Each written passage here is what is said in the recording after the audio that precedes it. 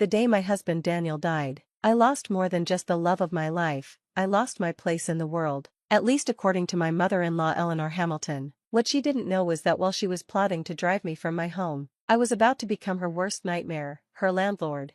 My name is Olivia Hamilton, formerly Olivia Chen, and this is how I turned my mother-in-law's precious gated community into my own personal chessboard. I met Daniel at a charity auction 5 years ago. He was bidding on rare art pieces for his family's collection. I was there representing my family's investment firm, looking for networking opportunities. When he outbid me for a painting I'd had my eye on, he offered to let me visit it at his home. It was the smoothest pickup line I'd ever heard. Our courtship was a whirlwind. Within 6 months, we were married. Despite his mother's obvious disapproval, Eleanor Hamilton had expected her only son to marry someone from their social circle, not a nouveau riche businesswoman whose family had made their fortune in real estate rather than inheriting it. At least she's not completely poor, I overheard Eleanor telling her friends at our wedding reception. Though one can never be too sure about these self-made types, Daniel found her attitude amusing. Don't let her bother you, he'd say. Mother's stuck in the last century. She still thinks marriage should come with a family crest. We were happy, genuinely happy, for 4 beautiful years. We lived in his mansion in Oakwood Heights, the most exclusive gated community in the city. Daniel continued managing his family's art collection while I expanded my family's real estate holdings. We talked about having children, about growing old together. Then came the accident. Daniel was an experienced pilot, but even experience can't account for catastrophic mechanical failure. The private plane crash left no survivors. I was still in shock when Eleanor arrived at the mansion the day after the funeral, accompanied by her lawyer. This won't do at all, she announced, surveying the changes I'd made to the house over the years. We'll need to restore it to its proper condition. Excuse me? I managed through my grief. Oh, dear, she said with false sympathy. Surely you don't expect to stay here. This is a Hamilton family home. It's been in our family for generations. I'm a Hamilton now, I reminded her, and Daniel left everything to me. Her smile turned cold. About that, there seems to be some confusion about the will. Some documents have surfaced that might change things. The lawyer stepped forward with a folder. These papers indicate that the house was never actually transferred to Daniel's personal ownership. It remains Hamilton family property, under the control of the family trust. Mrs. Eleanor Hamilton, as trustee, has the authority to determine its occupancy. I recognized the game immediately. Having failed to prevent our marriage, Eleanor was trying to erase me from their family history. She wanted me gone, out of their precious house, out of their exclusive neighborhood. What she didn't know was that I'd learned about power plays at my father's knee. While she was plotting with lawyers, I was already 3 moves ahead. I'll need time to review these documents with my own lawyer, I said calmly. Of course, Eleanor smiled. Take all the time you need. Until the end of the month. After they left, I made 2 calls. The first was to my father. Dad, remember how you always said Oakwood Heights would be a good investment? I think it's time. The second was to my lawyer, who confirmed what I already suspected. Eleanor's documents were legally questionable at best, but fighting them would be messy, public, and exactly what she wanted. I had a better idea. Over the next week, while Eleanor was busy spreading rumors about my imminent eviction among the neighbors, I put my plan into motion. My father's company, Chen Investment Group, began quietly approaching homeowners in Oakwood Heights with offers they couldn't refuse.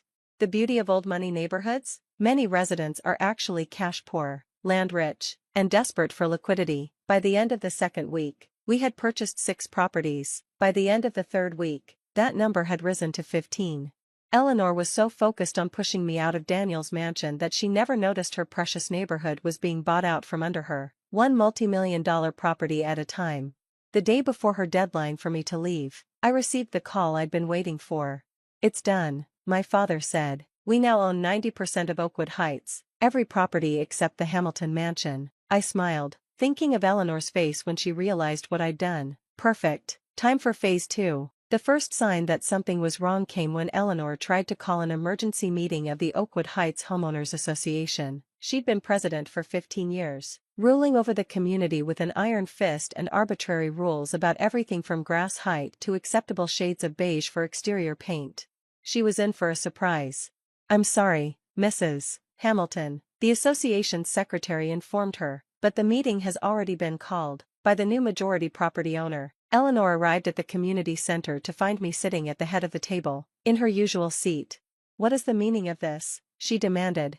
Please, take a seat, I smiled. As the representative of Chen Investment Group, which now owns 90% of the properties in Oakwood Heights, I'll be chairing this meeting. The color drained from her face as she looked around the room. The familiar faces of her social circle were gone, replaced by my company's executives and lawyers.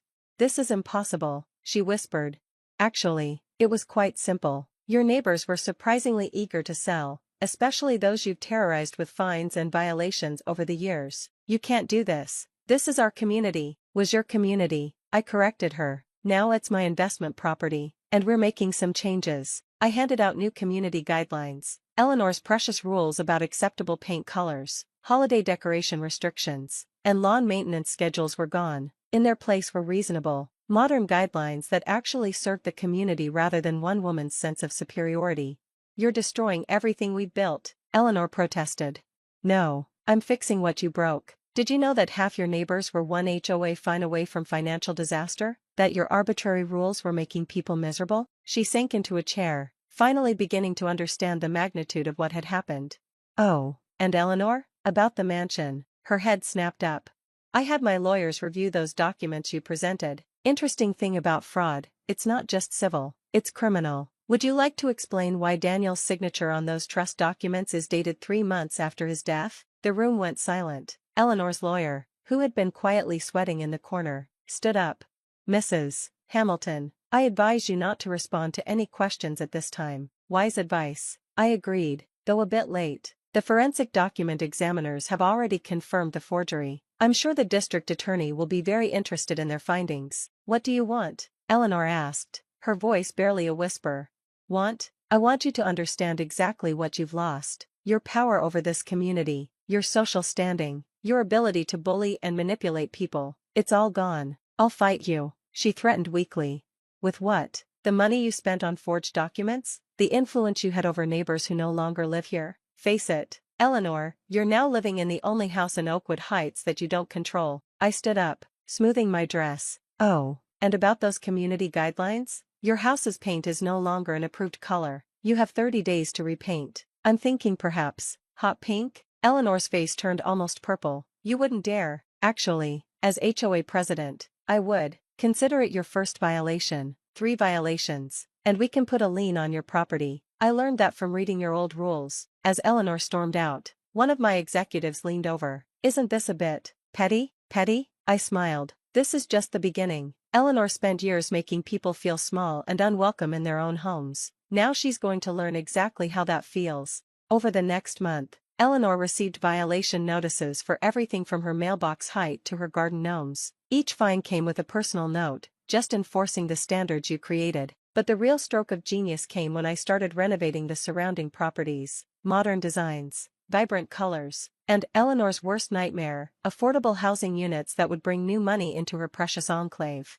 You're ruining the neighborhood's character, she screamed during one particularly heated confrontation. No, Eleanor, I'm giving it character, real character, not the artificial uniformity you imposed. And the best part? You can't do anything about it. Her social circle, those who hadn't sold their homes to me, began to distance themselves. After all, Eleanor Hamilton was no longer the power player she once was. She was just another resident, living in an increasingly diverse and vibrant community that she hated but couldn't escape. Phase 2 was complete. Her power was gone, her influence shattered, and her precious community was transforming around her. But I wasn't done yet, not even close. The real breaking point for Eleanor came when I announced the renovation of the community center into a public arts space, dedicated to Daniel's memory.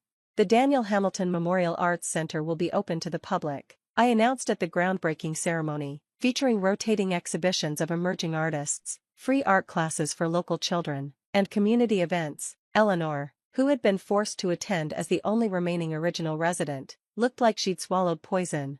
Daniel would have hated this, she hissed during the reception, opening our exclusive community to everyone. I turned to face her, keeping my voice low but firm. Daniel was the one who suggested it. Actually, 3 months before the accident, we discussed turning the community center into an art space. He said Oakwood Heights needed more life, more diversity, more art. You're lying, am I? I pulled out my phone and played a video, Daniel and me, sitting in our garden, discussing plans for the community. His enthusiasm was obvious as he talked about making art accessible to everyone, not just collectors like his family. Eleanor watched, tears forming in her eyes. For the first time, I saw something crack in her perfect facade. I never knew he wanted this, she whispered. There's a lot about Daniel you never knew. You were so busy protecting your idea of who he should be, you never saw who he really was. The arts center was just the beginning. I began implementing all the changes Daniel and I had dreamed about. The tennis courts were converted into a public garden. The exclusive clubhouse became a community education center. The gates that had kept the world out were replaced with beautiful archways welcoming people in. Each change was like a personal attack on Eleanor's worldview, but it was also a testament to who Daniel had really been, someone who wanted to use his privilege to help others, not exclude them. One morning, 6 months after the arts center opened, Eleanor appeared at my door. I want to show you something, she said, holding out a box of old photographs. Inside were pictures of Daniel as a child, playing in the mansion's garden, taking art lessons, beaming with pride at his first painting exhibition. He always loved art, Eleanor said softly, not just collecting it like his father and I did, but creating it, sharing it. I thought he'd outgrow it, become more practical, but he never did. I finished for her. No, he just learned to hide that part of himself from me. She looked up, her eyes wet. I did that, didn't I? Made him feel he couldn't be himself? It was the first real moment of self-awareness I'd ever seen from Eleanor Hamilton. It's not too late, I said carefully. The arts center needs volunteers for the children's programs. She looked startled. You'd let me, after everything I did? Daniel would have wanted you involved. He never stopped hoping you'd understand what really mattered. 2 weeks later, Eleanor taught her first art class to a group of wide-eyed 8-year-olds. I watched from the doorway as she helped them mix colors and hold brushes properly, sharing the knowledge she'd once reserved for only the right kind of people.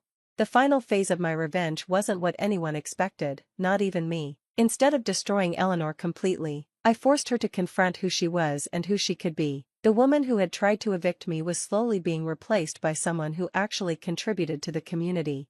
1 year after Daniel's death, Oakwood Heights was unrecognizable. The uniform beige houses were now a rainbow of colors. The silent streets were filled with the sound of children playing. The arts center hosted exhibitions that drew people from across the city.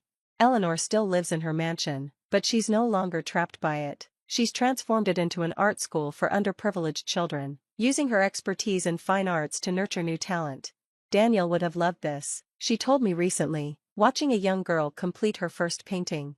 He does love it, I corrected her. Everything we've built here, it's his legacy, the real legacy, not the one you tried to preserve. Today, the Chen Investment Group owns most of Oakwood Heights, but we manage it as a trust for the community. The property values have actually increased, proving that exclusivity isn't the only path to worth. Eleanor and I will never be close, but we found a way to honor Daniel's memory together. She's learned that true value isn't in controlling others, but in helping them grow. And I've learned that sometimes the best revenge isn't about making someone suffer, it's about making them change. The mansion is still technically disputed property, but it doesn't matter anymore. It's being used exactly as Daniel would have wanted, as a place where art, community, and growth come together. Sometimes, when I walk through the arts center and see Eleanor teaching children about color theory and brush techniques, I think about how differently things could have gone. I could have destroyed her completely, left her with nothing but her bitterness and regret. Instead, I forced her to become a better person, and that was the sweetest revenge of all, because every time she helps a child discover art, every time she opens her home to the community she once tried to shut out, she proves that Daniel was right about what really matters. And that's worth more than any mansion. You've reached Lena. Please leave a message. Beep. Lena. I froze, nearly dropping my phone when I heard Rick's slurred speech. Why was my soon-to-be ex-husband calling me at 10 p.m. on a Tuesday? I screwed up real bad, Lena. I need you to know something. He rambled on drunkenly. I looked over at my 13-year-old daughter Zoe sitting next to me on my parents' couch. We were halfway through our movie night sleepover when he called. Who is it, Mom? Zoe asked, pausing the movie. It's your dad, sweetie. I need to take this outside for a minute. Stay here, I said, attempting to keep my voice even. I stepped out onto the front porch and took a deep breath. What do you want, Rick? I asked sharply. He paused before answering bluntly. Kara's pregnant. I staggered back against the porch railing like I'd been slapped. Kara, the woman he left me for 6 months ago, was pregnant with his child. My ears rang as the revelation sank in. I had my suspicions about his relationship, but it was still a staggering betrayal. As I struggled to process this news, Zoe opened the front door. "Mom, is everything okay?" she started before seeing the pained look on my face. I quickly composed myself. "Everything's fine, sweetie. Your dad had some news he needed to share," I said vaguely, attempting to shield her. Sensing my despair, Zoe wrapped her arms around me comfortingly for a few moments, until I gathered the strength to head back inside. I took a deep breath and asked coldly, "I assume Kara knows you're married with a child, then?" Rick hesitated. "No, I haven't told her everything yet, but I will," he added defensively. I sighed disgustedly. Even now he was continuing his web of lies. Rick rambled at me desperately for a few more minutes before I cut him off sharply. "Enjoy your new life, then," I said scathingly before hanging up. When I returned inside, Zoe was sitting on the couch with a concerned look on her kind face. At only 13, she had maturity beyond her years. I sat down and pulled her close. As she rested her head on my shoulder comfortingly, I knew I had to tell her. "Sweetie, your dad called to tell me Kara is going to have a baby," I revealed gently. Zoe stiffened next to me, processing what I just shared. "I know this is painful news, honey, but I promise, no matter what, we'll get through this together," I said, holding her tighter. Zoe looked up at me, her eyes glistening slightly. "I'm so sorry, Mom," she said quietly. Seeing the wisdom and resilience in her face in that moment grounded me. I knew then I would do whatever necessary to protect my daughter and our future.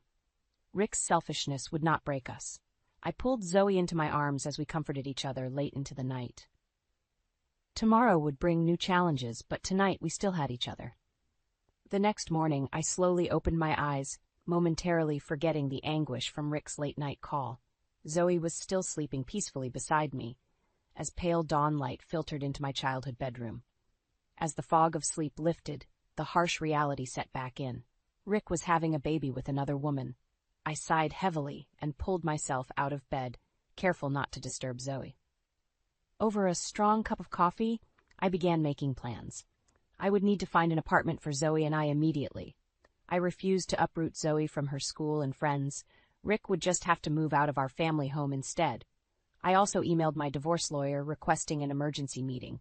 I needed to formally document Rick's latest betrayal in case he tried denying it later. As I was typing, I heard light footsteps behind me. "Morning, Mom," Zoe mumbled, rubbing the sleep from her eyes. "Morning, sweetie," I replied, attempting a smile. Zoe studied my face. "So it wasn't just a bad dream, then?" she asked quietly. I sighed, gesturing for Zoe to come sit with me at the table. I grasped her hand tightly. "No, honey, it wasn't a dream, but we're going to get through this." Zoe nodded, determination in her young eyes. "Can I help with the apartment search today?" I squeezed her hand, my heart swelling with love and pride. "Of course you can. We're in this together." Over the next week, Zoe and I explored rental options between her school days and activities. With her input, we selected a small but cozy apartment less than a mile from her school. Zoe loved its corner unit location and spacious bedrooms. I also had an illuminating meeting with my lawyer, Julia. She informed me that if I filed my paperwork strategically, I could potentially claim financial damages from Rick due to his adultery and imminent new child. "This is brutal, but it's necessary you protect yourself here," Julia advised bluntly.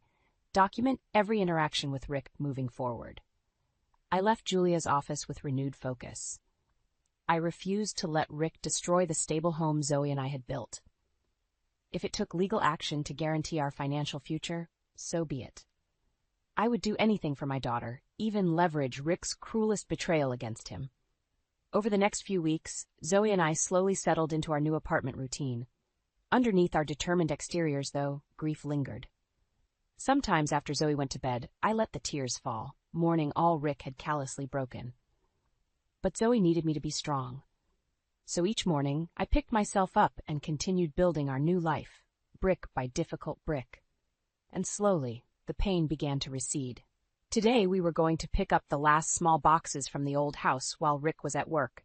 I steeled my nerves as we pulled into that once familiar driveway, focusing solely on quickly grabbing our things. This was just a pit stop before Zoe and I continued speeding towards our new beginning, fueled by resilience and just a hint of revenge. A few days later, I sat staring blankly at my laptop screen. My eyes kept drifting to the manila envelope sitting ominously on the corner of my desk. Inside were photos of Rick, seeming to depict a close relationship with his pretty young assistant. They were innocuous so far, shots of them having coffee together, walking and smiling after work events. But the implications were clear. My investigator friend Kara had taken the photos over the past month, tracking Rick's interactions with his assistant, Nina. She also provided detailed records of Rick's past credit issues and questionable business expenses. I leaned back with a heavy sigh, sadness washing over me. Our marriage meant so little to Rick that he began seeking out Nina before we were even divorced. My sadness quickly transformed into anger. Not at Nina. She seemed oblivious thus far to Rick's web of lies. No, my fury was directed solely at my selfish, philandering husband. If Rick wasn't willing to honor our marriage vows, then I no longer owed him discretion either. I suddenly realized I now had the means to strategically introduce turmoil into Rick's life. If I anonymously provided Nina documented proof of Rick's serial manipulation and lies, their budding relationship would certainly implode. And who knows what would happen if I tipped off his employer about Rick's shady financial dealings over the years. They likely wouldn't react well to fraud allegations. As an ethical, law-abiding woman, these vengeful ideas should have given me pause. But I was far beyond playing fair with Rick at this point. He had already demolished any integrity or good faith between us. After Rick's latest betrayal, I was determined to protect myself and Zoe at any cost. If that meant leveraging Rick's misdeeds against him, then so be it. Over the next few days, I discreetly compiled documentation of Rick's most questionable financial decisions and emails clearly showing his overly close work friendship with Nina. I typed up an anonymous letter to accompany the evidence packet, highlighting Rick's deceitful nature in business and marriage. This would clearly demonstrate to Nina that her charming, attentive boss was manipulating yet another unsuspecting woman. I knew the revelation would shock and deeply hurt Nina once she connected all the lies. But she deserved to know the truth about Rick before their relationship went any further. I was doing her a favor in the long run. At least that's what I told myself as I printed the letter and packaged everything for mailing.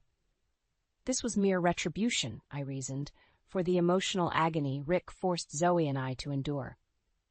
The day I dropped that fateful package in the mail, I drove home with hands shaking slightly.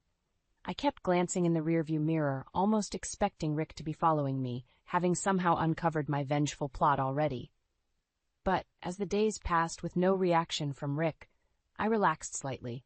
Clearly Nina hadn't directly accused Rick yet, though undoubtedly the seed of suspicion was planted. Soon, I mailed a similar anonymous package to the ethics division at Rick's company. Those records documented inconsistent expense reports, questionable payments, and opaque financial transfers over the years. If Rick thought I would fade quietly into the background, allowing his lies and manipulation to continue unchecked, he was sorely mistaken. The revenge campaign was just getting started. Over the next few weeks, I scrutinized Rick from afar, looking for any cracks in his polished veneer. But outwardly, his life seemed utterly unaffected. He still met Nina for semi-regular coffee dates, and apparently no ethics investigation had been formally launched at his company yet. I tapped my foot impatiently, eager for my revenge plot to take effect. Then late one night, as I was catching up on work emails, an unknown number flashed across my phone screen. I hesitated, then tapped answer. "Hello?" I said cautiously. Hi, is this Lena?" a female voice asked timidly. "Yes, may I ask who's calling?" The woman cleared her throat nervously. "This is Nina, Rick's friend. Your name and photo were in a rather unsettling package I received recently," she said carefully. I sat up straighter. My anonymously sourced dossier must have raised alarms after all. "I see. How can I help you, Nina?" I asked politely, keeping any trace of satisfaction from my voice. Well, the package contained quite concerning records and emails indicating Rick hasn't been honest about a few things. I was hoping you could clarify some of this information since you know Rick more intimately," Nina said delicately. "Gotcha, Rick." I smiled to myself. Outwardly, though, I kept my tone serious. I'm afraid you'd have to ask Rick directly about his personal business dealings. I signed confidentiality agreements around our divorce preventing me from discussing such matters. I lied smoothly. Nina sighed. Yes, but according to these records, Rick has a history of manipulative behavior in both his career and marriage. This led me to question if he's been honest with me as well. Her voice broke slightly. I stayed silent, letting Nina connect the dots herself about Rick's deceitful nature.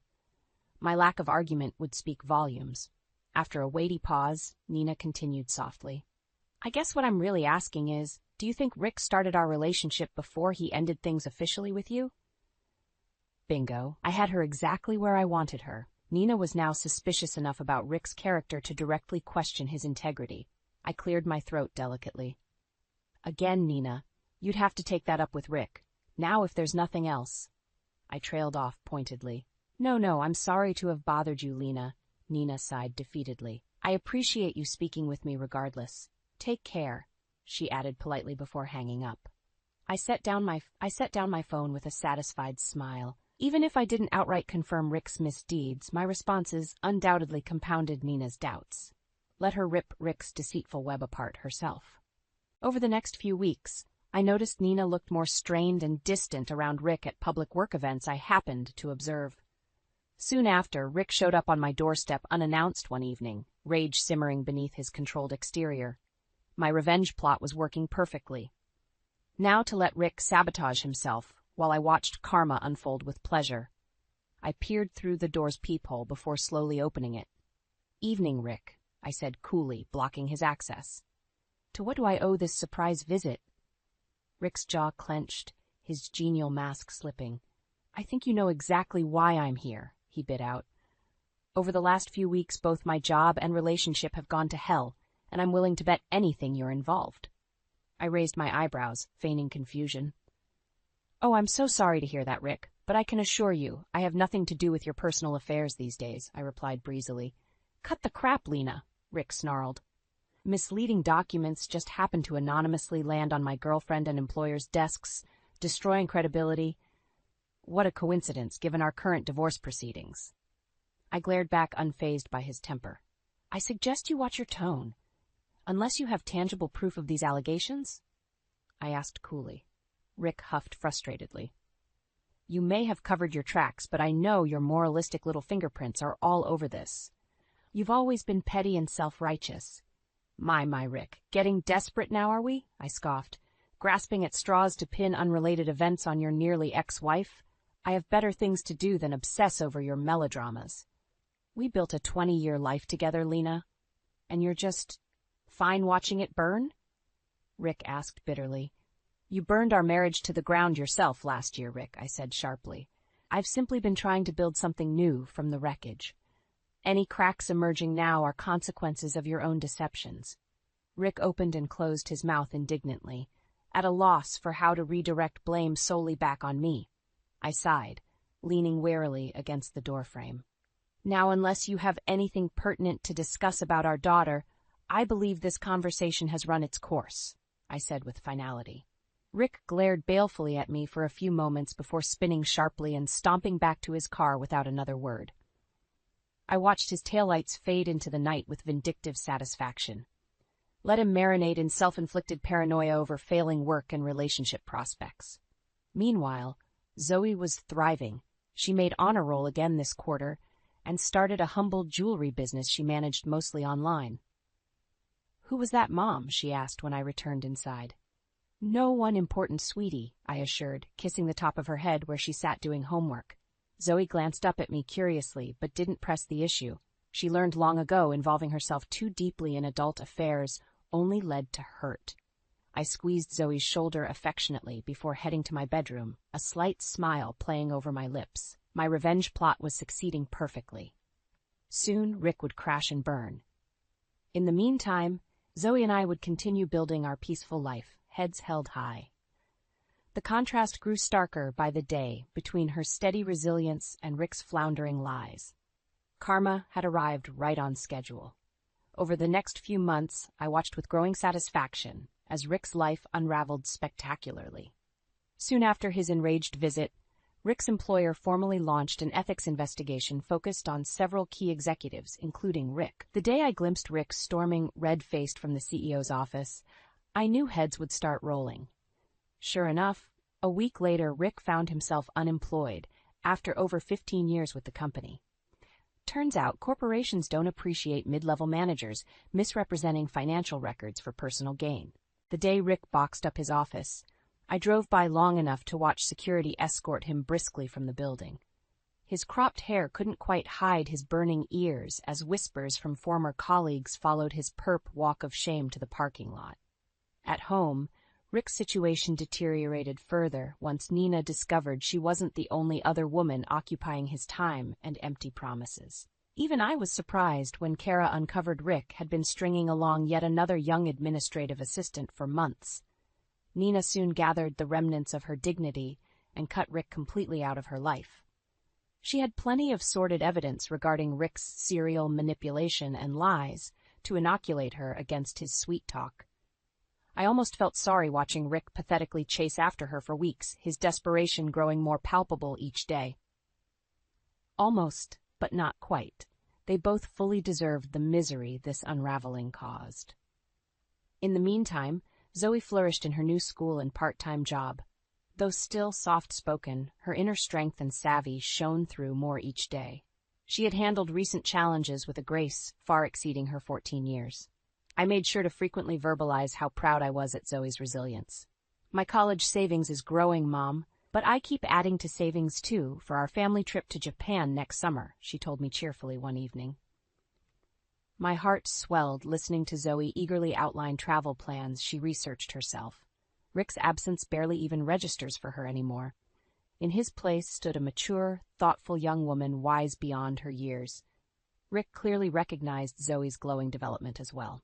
One day I exited the courthouse after yet another tedious divorce hearing to find Rick loitering outside. His belongings now occupied the extended stay motel visible over his shoulder across the street. Seeing me, Rick shuffled over pathetically. "Lena, wait," he pleaded, reeking of stale cigarettes and regret. "I just want to talk about Zoe. Isn't there any way for us to be a family again?" I looked at him levelly. "You decided our family wasn't a priority last year, Rick. We're moving forward on our own path now. Goodbye." I briskly turned towards my car without a backward glance. Rick didn't try stopping me this time.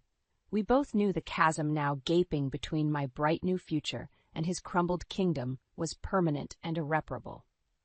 Settling into my driver's seat, I glimpsed Rick's shattered silhouette staring after me through the rearview mirror until I turned the corner. Then his forlorn shadow disappeared from view as I drove steadily onward towards home. Over the next few months, Rick grew increasingly desperate, his life now in shambles. He drove by Zoe's school, hoping to see her. He loitered outside my office, begging for loans to pay overdue bills. He even showed up at my parents' house once pathetically drunk, raving about reconciliation. I remained resolutely indifferent to these antics, refusing to rescue Rick from the bed he made. Inside, though, I'll admit his raging meltdowns secretly thrilled me. His downward spiral was the ultimate vengeance for years of callous manipulation.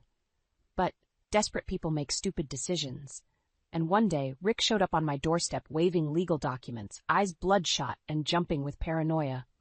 "You won't get away with trying to ruin me, Lena.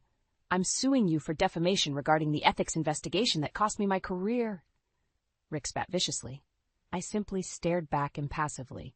"You sure you want to pursue this, Rick?" I asked softly. "Because discovery will delve into both our backgrounds quite extensively. Are you prepared for that level of scrutiny?" Rick laughed harshly at my veiled warning about his own shady history. "Nice try, Lena, but I know the law. My lawyer says this is a solid case," he sneered. "Get ready for a legal battle." Sure enough, a courier soon arrived with Rick's official lawsuit, accusing me of providing his employer falsified records to influence their investigation. But I wasn't worried. I had documented all my strategic revenge plans and alibis meticulously in my password-protected journal at home. "Bring it on, Rick. Let's publicly drag every skeleton from our marriage out of the closet once and for all." At my lawyer's advice, I countersued for Rick's unpaid child support from the last few months. This ensures we can fully investigate his employment situation and shady finances, Julia explained confidently. Rick strategically quit his job but likely has hidden income he's living on, so discovery should uncover tax evasion too. And uncover it did. Over months of exhaustive investigation, records exposed the full depth of Rick's long-running duplicity. Undeclared bank accounts emerged showing he embezzled money from previous jobs. Past Venmo exchanges indicated he was selling black-market knockoff designer accessories. Even Zoe's college fund showed suspicious withdrawals that Rick couldn't explain. The awful truth, unraveling, crushed me again temporarily. I cried many bitter tears over how profoundly our entire marriage had been a lie. Rick proved himself a pathological liar with zero remorse for the destruction caused. I didn't even fully recognize this monster anymore. But Zoe helped bolster my resolve once more.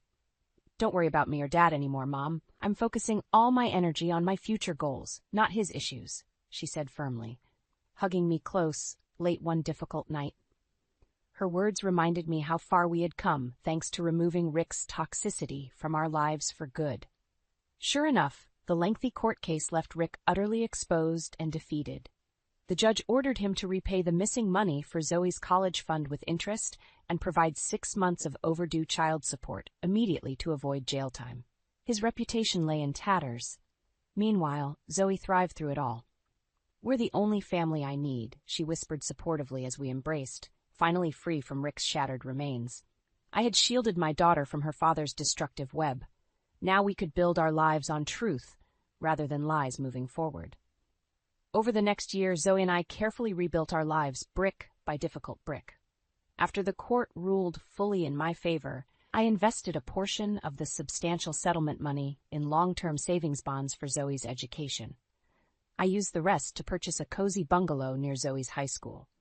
I was also ready for a professional reboot after the emotional roller coaster with Rick. I accepted an executive role with a thriving tech startup I admired. The work was engaging, my colleagues talented, and for the first time in ages, I looked forward to each new week. Zoe continued excelling in school while also working part-time at a jewelry boutique. She expanded the customized accessory line she designed herself last year into a legitimate home business. I displayed Zoe's unique beaded bracelets and necklaces proudly whenever we hosted game nights or study groups at our house. Seeing Zoe blossom creatively, now that she was finally free from the shadows of Rick's emotional manipulation, filled me with profound joy and gratitude. My shy yet wise daughter was spreading her wings at last. Bit by bit, we healed further and found brighter paths forward. Of course, no amount of legal justice or financial security could fully erase the betrayal trauma Rick burdened us with.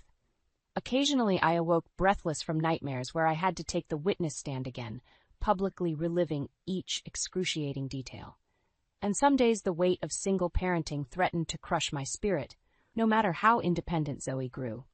But during those times of doubt, I remembered the promise I made Zoe, that we would build the life we wanted, without limitations from Rick's toxicity, just us two against the world. On especially depressing days, Zoe would make us sugar cookie hot chocolate, and together we'd watch Gilmore Girls reruns, reminiscing about better times ahead.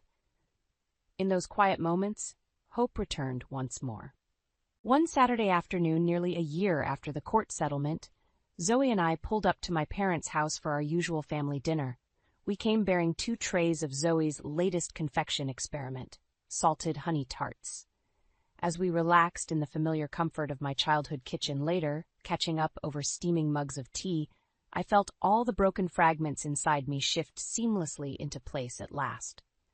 Here, surrounded by the people I loved most, reflecting on the insane journey that delivered us safely here, I made peace with even the most painful parts of my past, because every jagged crack, every scar left by Rick's cold betrayal, brought me and Zoe infinitely closer. Our alliance, glowing brightly before me, now was unbreakable. No matter what else crumbled in this world, Zoe and I would stand tall, side by side. Avery, we need to talk. Those 4 words echoed in my mind like a death knell, shattering the fragile peace of our suburban home. Declan's solemn expression betrayed the gravity of what was to come, and my heart sank, bracing for impact. "What is it?" I asked, my voice already trembling with trepidation. He shifted uncomfortably in his seat, averting his gaze. I'm afraid I have some bad news. The business has been struggling, and we're in serious financial trouble. We can't keep up with the mortgage payments or the mounting debts. A knot formed in my throat as the implications sank in. But how? We've always been so careful with our finances. Declan's jaw tightened and he exhaled deeply. That's not all. I met someone else. Her name is Elise, and she's pregnant with my child. The world seemed to spin as his words pierced my heart like 1,000 daggers. Tears stung my eyes, and a wave of nausea washed over me. You cheated on me with another woman? He nodded, his expression a mixture of guilt and resignation. I'm sorry, Avery. I never meant for things to spiral out of control like this. Anger surged through my veins, momentarily overpowering the pain. Sorry? You're sorry? Do you have any idea what you've done? What about our daughter, Lila? How could you do this to our family? Declan's gaze finally met mine, his eyes reflecting a haunting emptiness. I know this is devastating, but Elise's family is wealthy. They can provide the financial security we've been lacking. I recoiled as if struck, the weight of his betrayal crushing me. So that's what this is about? Money? You're willing to sacrifice our marriage, our vows, for financial gain? He shook his head, but his words rang hollow.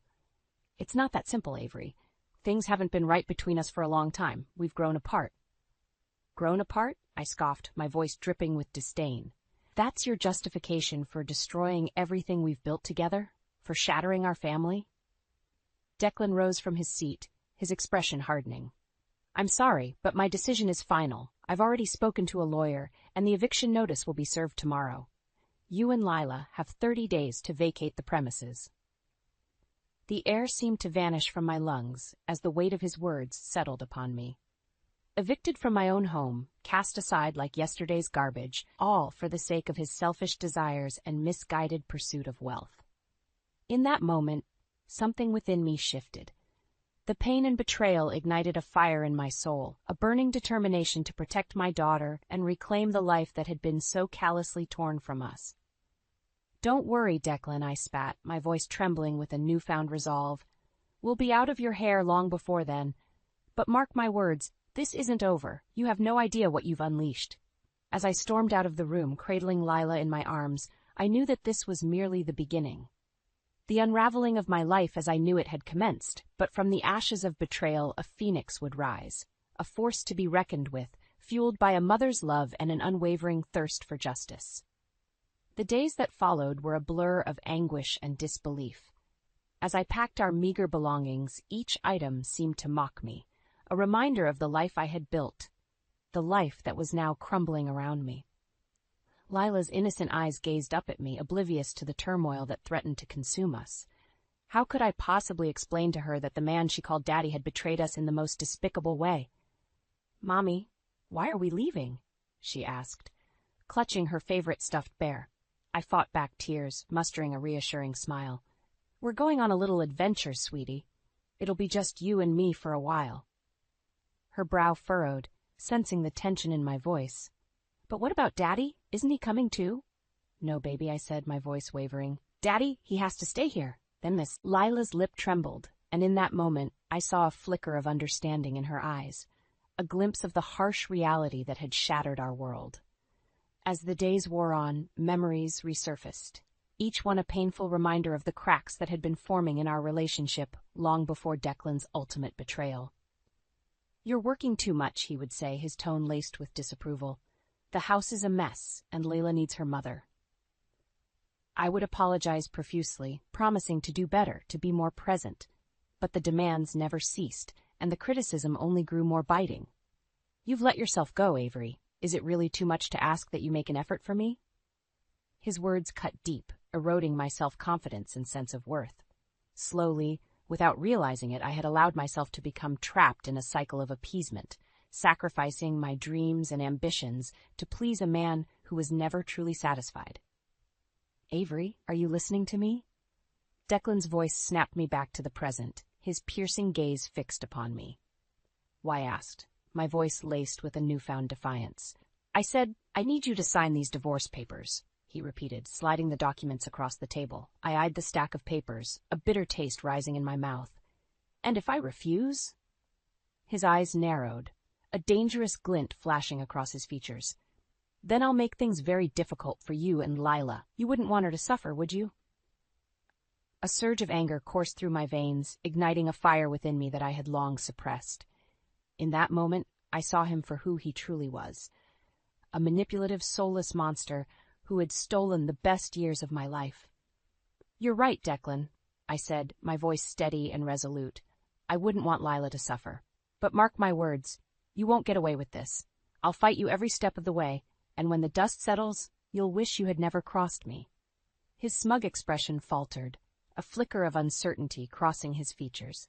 For the first time he seemed to grasp the depth of my determination, the unwavering resolve that had been forged in the flames of his betrayal. As I signed the papers, a sense of liberation washed over me.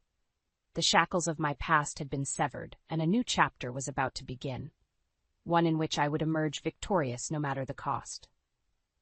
The weight of Declan's betrayal hung heavy in the air, suffocating me with each breath. As I held Lila close, her tiny arms wrapped around my neck, I knew that I had to be strong. For her sake, if not my own. "Where are we going, Mommy?" she asked, her voice tinged with concern. I forced a smile, smoothing her hair gently. "We're going to stay with Aunt Emily for a little while, sweetie. It'll be like a sleepover." Her eyes lit up at the prospect of adventure, and I silently thanked the universe for the innocence of childhood. If only I could shield her from the harsh realities that threatened to consume us. As we arrived at Emily's doorstep, my sister's eyes widened in shock.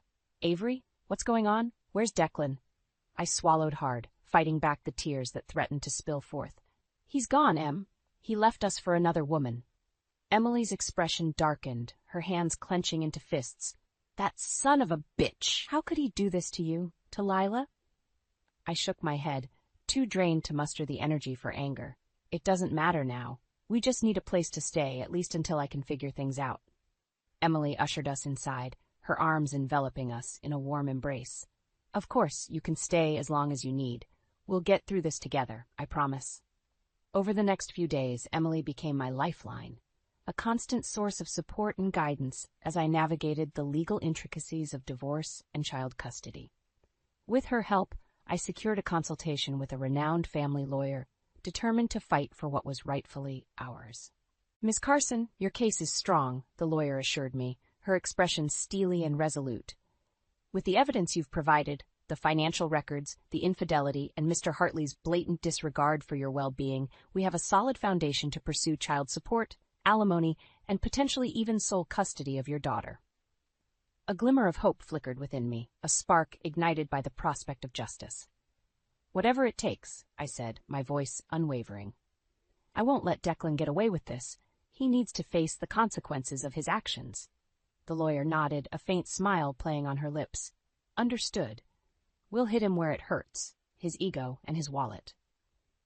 As I left the office, a newfound determination coursed through my veins. I would not be a victim, cowering in the shadows of Declan's treachery. I was a mother, a warrior, and I would fight with every ounce of strength I possessed to secure a better future for Lila and myself. That night, as I watched Lila sleep peacefully, her chest rising and falling with each gentle breath, a vow crystallized within my heart. No longer would I allow fear or doubt to dictate my path. I would emerge from this crucible stronger, more resilient, and more determined than ever before. Declan's betrayal had been a cruel awakening, but it had also opened my eyes to the depths of my own fortitude. He had underestimated me, and in doing so, he had sealed his own fate. For in the end, a mother's love knows no bounds, and I would stop at nothing to protect my child and claim the justice we deserved. The weeks that followed were a whirlwind of preparation and strategic maneuvering. With Emily's unwavering support, I pored over every detail of my case, meticulously documenting every instance of Declan's deceit and financial misdeeds. "Are you sure you want to go through with this, Avery?" Emily asked one evening, her brow furrowed with concern. "This could get ugly, and Declan is a vindictive bastard." I nodded, my jaw set with determination. "I have to do this, Em. Not just for me, but for Lila. She deserves better than a father who would abandon her for his own selfish desires." Emily sighed, a reluctant smile tugging at her lips. "All right, then. Let's take that son of a bitch down." As the legal proceedings commenced, Declan's true colors began to emerge, and the depth of his betrayal became increasingly apparent. It wasn't just a momentary lapse in judgment or a fleeting affair. It was a calculated, premeditated plan to secure his financial future at any cost. You see, Your Honor, Mr. Hartley has been systematically draining our joint accounts and diverting funds into offshore accounts for months, my lawyer stated, her voice ringing with righteous indignation. All the while, he was carrying on an illicit affair with a woman from a wealthy family, conspiring to leave his wife and child destitute. Declan shifted uncomfortably in his seat, his eyes darting around the courtroom like a cornered animal. That's a lie, he spat. Avery is just bitter and trying to take me for everything I've got. My lawyer arched an eyebrow, her gaze unwavering. Is that so? Then perhaps you can explain these bank statements and wire transfer records? As the evidence mounted, Declan's facade began to crumble. His smug demeanor melted away, revealing a desperate, grasping man willing to sacrifice everything for his own selfish gain. You're a disgrace, Declan, I said, my voice laced with a mixture of pity and disdain. All this time I thought I knew you, but I was just another pawn in your twisted game. He turned to face me, his eyes burning with a mixture of rage and fear. You think you've won, Avery? This isn't over. I'll make sure you and that brat of yours suffer for this. Before I could respond, the judge slammed his gavel, his booming voice reverberating through the courtroom. Enough, Mr. Hartley. You've shown a blatant disregard for the sanctity of your marriage and the well-being of your child. Your actions are reprehensible, and you will face the consequences. As the judge rendered his verdict, granting me full custody of Lila, the house, and a substantial settlement, a wave of relief washed over me. It was as if a heavy weight had been lifted from my shoulders, freeing me from the shackles of Declan's manipulation and lies. But as I looked into his eyes, I saw a glimmer of something far more dangerous than mere anger or resentment. It was a burning, all-consuming fury, fueled by wounded pride and a sense of entitlement that had been shattered by my refusal to be a victim. In that moment, I knew that this was far from over. Declan's wrath would be a force to be reckoned with, but I was no longer the meek, subservient woman he had taken for granted. I was a lioness, fiercely protecting her cub, and I would stop at nothing to ensure our safety and security, no matter the cost. The courtroom battle had been won, but the war was far from over. Declan's rage-filled glare burned into my memory, a constant reminder that his thirst for vengeance would not be easily quenched. We need to be careful, Avery, Emily cautioned as we packed our belongings. Declan is unhinged, and there's no telling what he might try. I nodded, my grip tightening around Lila's tiny hand. I know, but we can't live in fear. He's already taken enough from us. With the settlement money and my newfound determination, I secured a modest apartment in a quiet neighborhood, a fresh start, free from the toxic memories of our former life. Look, Mommy, Lila exclaimed, her eyes wide with wonder as she explored our new home. It's all ours. I couldn't help but smile at her infectious enthusiasm, her innocent joy a soothing balm for the wounds of betrayal. Yes, baby, it's all ours. As the days turned into weeks, I focused on rebuilding our lives piece by piece. I found solace in the routine of caring for Lila, reveling in her laughter and boundless energy. But the specter of Declan's wrath lingered, a dark cloud on the horizon that threatening to engulf us at any moment. One evening, as I tucked Lila into bed, the shrill ring of the phone pierced the silence. Apprehension gripped me as I answered, my heart pounding in my chest. Hello? Well, if it isn't the victorious Mrs. Hartley, Declan's voice dripped with venom. Enjoying your little taste of freedom? I steeled myself, refusing to be intimidated. What do you want, Declan? He chuckled, a sinister sound that sent shivers down my spine. Just checking in on my favorite ladies. Wouldn't want anything untoward to happen now, would we? Are you threatening us? I asked, my voice trembling with barely contained fury. Me? Never, he replied, his tone dripping with mock innocence. Just a friendly reminder that you haven't seen the last of me. This isn't over, Avery. Not by a long shot. The line went dead, leaving me shaken and seething with rage. How dare he try to instill fear in us after everything he'd done? In that moment, a newfound resolve took root within me. I would not be cowed, not by Declan's empty threats or his pathetic attempts at intimidation. I was a survivor, a fighter, and I would ensure that Lila grew up in a world free from the toxicity of her father's influence. The following day, I took the first step towards reclaiming my independence. With trembling hands, I submitted my application for a freelance consulting position. A tentative step back into the career I had once loved but abandoned for the sake of pleasing Declan. To my surprise, the offers began pouring in, each one a testament to my skills and expertise. It was as if a dormant part of me had been awakened, a phoenix rising from the ashes of my former life. As I immersed myself in my work, I felt a sense of purpose and fulfillment that had been missing for far too long. I was no longer just a wife or a mother. I was a woman in control of her own destiny, forging a path for herself and her daughter. And as for Declan, well, his threats and empty promises of retribution only served to fuel my determination. I was done being a victim, and if he dared to cross my path again, he would face the full force of my wrath. A mother's fury, unleashed and unstoppable. The day of the final divorce proceedings dawned with a palpable tension in the air. As I dressed for battle, smoothing my crisp suit and checking my notes one last time, a steely determination coursed through my veins. "You've got this, Avery," Emily said, squeezing my hand reassuringly. "That bastard doesn't stand a chance against you." I took a deep breath and nodded, my jaw set with resolve. "Let's do this." The courtroom was abuzz with hushed whispers and the shuffling of papers as Declan's legal team huddled together, no doubt plotting their last-ditch efforts to undermine my case. But I refused to be intimidated. Not this time. As the proceedings commenced, I could feel Declan's eyes boring into me, his gaze a mixture of hatred and desperation.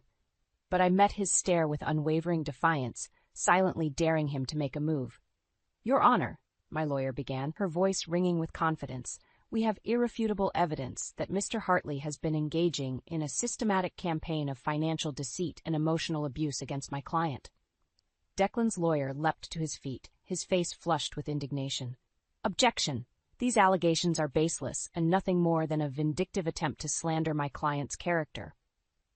The judge raised a hand, silencing the outburst. "Overruled. Proceed, counselor." With a curt nod, my lawyer unveiled a damning array of evidence, bank statements, wire transfers, and even recorded phone conversations that laid bare the depth of Declan's duplicity. "As you can see, Your Honor," she stated, her voice laced with righteous indignation, "Mr. Hartley has been siphoning funds from his business and diverting them into offshore accounts for months, all while carrying on an illicit affair with a woman from a wealthy family." Declan's face contorted in rage, his knuckles whitening as he gripped the edge of the table. "You lying bitch!" he snarled, his eyes burning with fury. "You have no idea what you've done." The courtroom erupted into chaos as the judge pounded his gavel, demanding order. "Mr. Hartley, control yourself or you'll be held in contempt." But Declan was beyond reason, his carefully cultivated facade crumbling before our eyes. "You think you've won, Avery? You think taking everything from me will make you happy? This isn't over, not by a long shot." I met his gaze head-on, my voice steady and resolute. "It's over, Declan. Your lies, your deceit, your manipulation, it all ends here. You have no one to blame but yourself." As the judge rendered his verdict, granting me the house, a substantial settlement, and full custody of Lila, a weight seemed to lift from my shoulders. The shackles of Declan's toxic influence had been severed, and I was finally free. But as I turned to leave the courtroom, Declan's voice stopped me in my tracks. "You'll pay for this, Avery," he hissed, his eyes burning with unhinged fury. "If I can't have you, no one will." In that moment, I realized the true depths of his depravity, the twisted, possessive nature that had fueled his betrayal. But I refused to be cowed, refused to surrender to his threats and intimidation. "You're pathetic, Declan," I said, my voice ringing with a newfound strength and conviction. "And you have no power over me anymore." As I walked away, my head held high, I knew that a new chapter was beginning, one forged in the fires of adversity and tempered by the unwavering love of a mother for her child. The road ahead would not be easy, but with Lila by my side, I was unstoppable. And as for Declan, well, he would soon learn that when you cross a mother's path, there is hell to pay. In the days following the divorce proceedings, a strange sense of calm settled over me. It was as if a weight had been lifted, a burden I'd carried for far too long finally cast aside. "You did it, Avery," Emily beamed, pulling me into a tight embrace. "That bastard finally got what was coming to him." I nodded, a small smile tugging at the corners of my mouth. "It's over. We're finally free of his toxicity." But even as the words left my lips, a nagging feeling of unease crept into the back of my mind. Declan's parting threat echoed like a distant rumble of thunder, a harbinger of storms yet to come. Little did I know, the true reckoning was only just beginning. It started with whispers, hushed murmurs that rippled through the social circles Declan and I had once inhabited. Rumors of his erratic behavior, his descent into a spiral of rage and self-destruction. "Did you hear about Declan Hartley?" One of the neighborhood gossips tittered, her eyes alight with salacious glee. "Apparently, he's been hitting the bottle hard since the divorce. Lost his job, his reputation, everything." I tried to dismiss the chatter, to rise above the pettiness and focus on rebuilding my life with Lila. But the seed of doubt had been planted, and I couldn't shake the feeling that Declan's wrath was simmering just beneath the surface, waiting for the perfect moment to strike. Then, one fateful evening, the other shoe dropped. "Avery, you need to see this," Emily said, her voice trembling as she handed me her phone. There, splashed across the screen, was a series of grainy photographs. Declan, disheveled and unhinged, accosting a woman outside a bar. His face was twisted into a rictus of rage, his hands gripping her arms with bruising force. "Oh my God," I gasped, my heart pounding in my chest. "What has he done?" Emily shook her head, her eyes filled with a mixture of pity and contempt. "That's not all. Apparently, this isn't the first time he's lashed out like this. The rumors are swirling, and it's not pretty."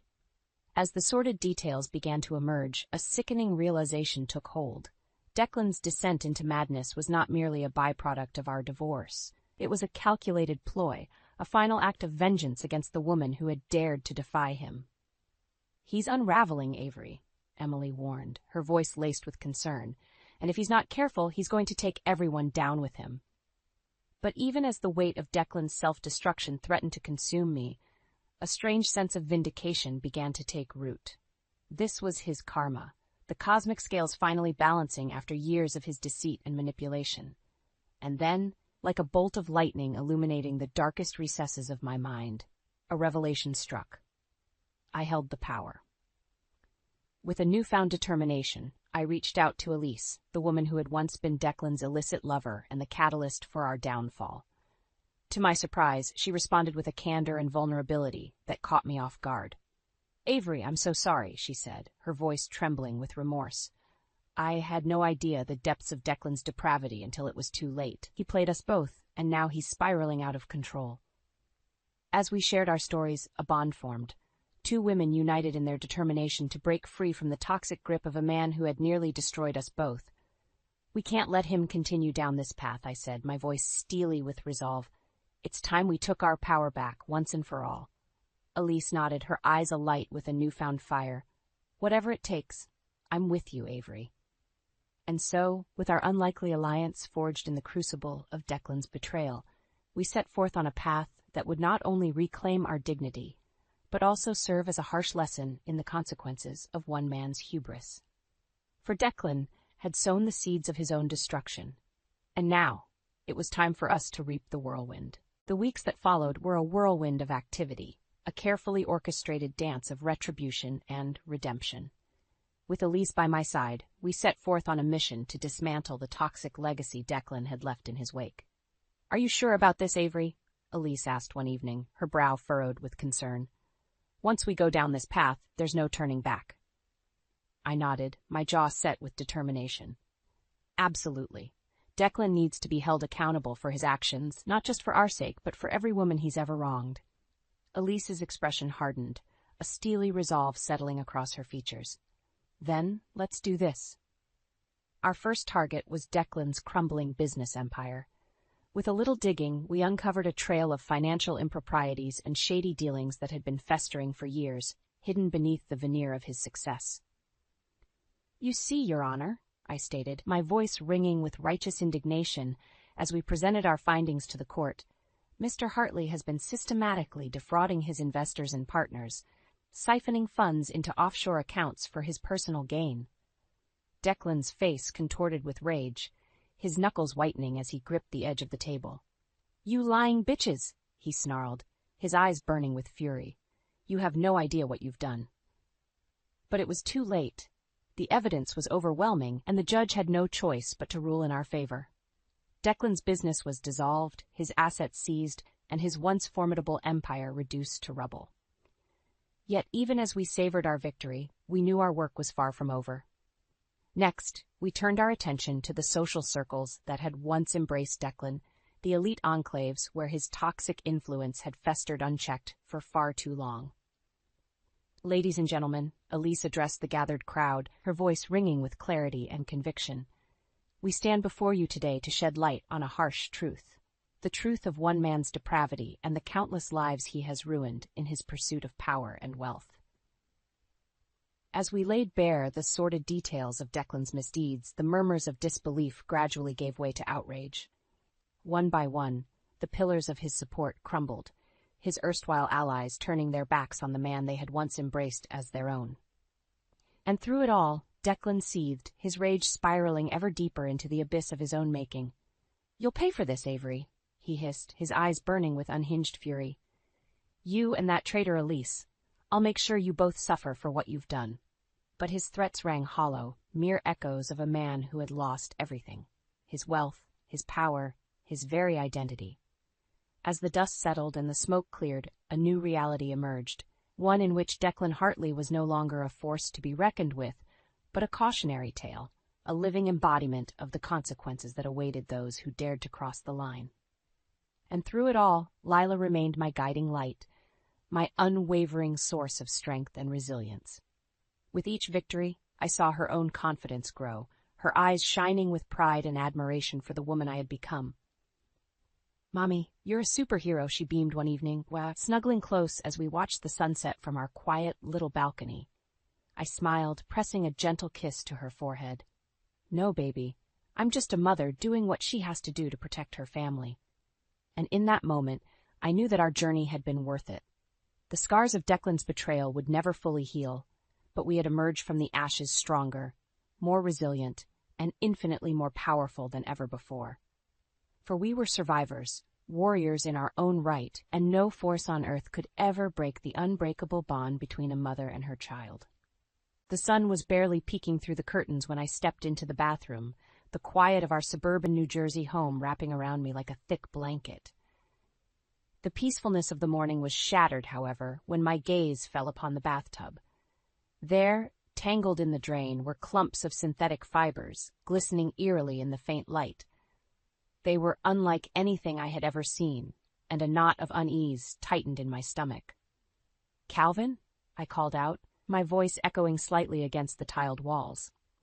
My husband, a financial analyst known for his meticulous nature, appeared in the doorway, his expression unreadable. "What's this?" I asked, pointing towards the bathtub.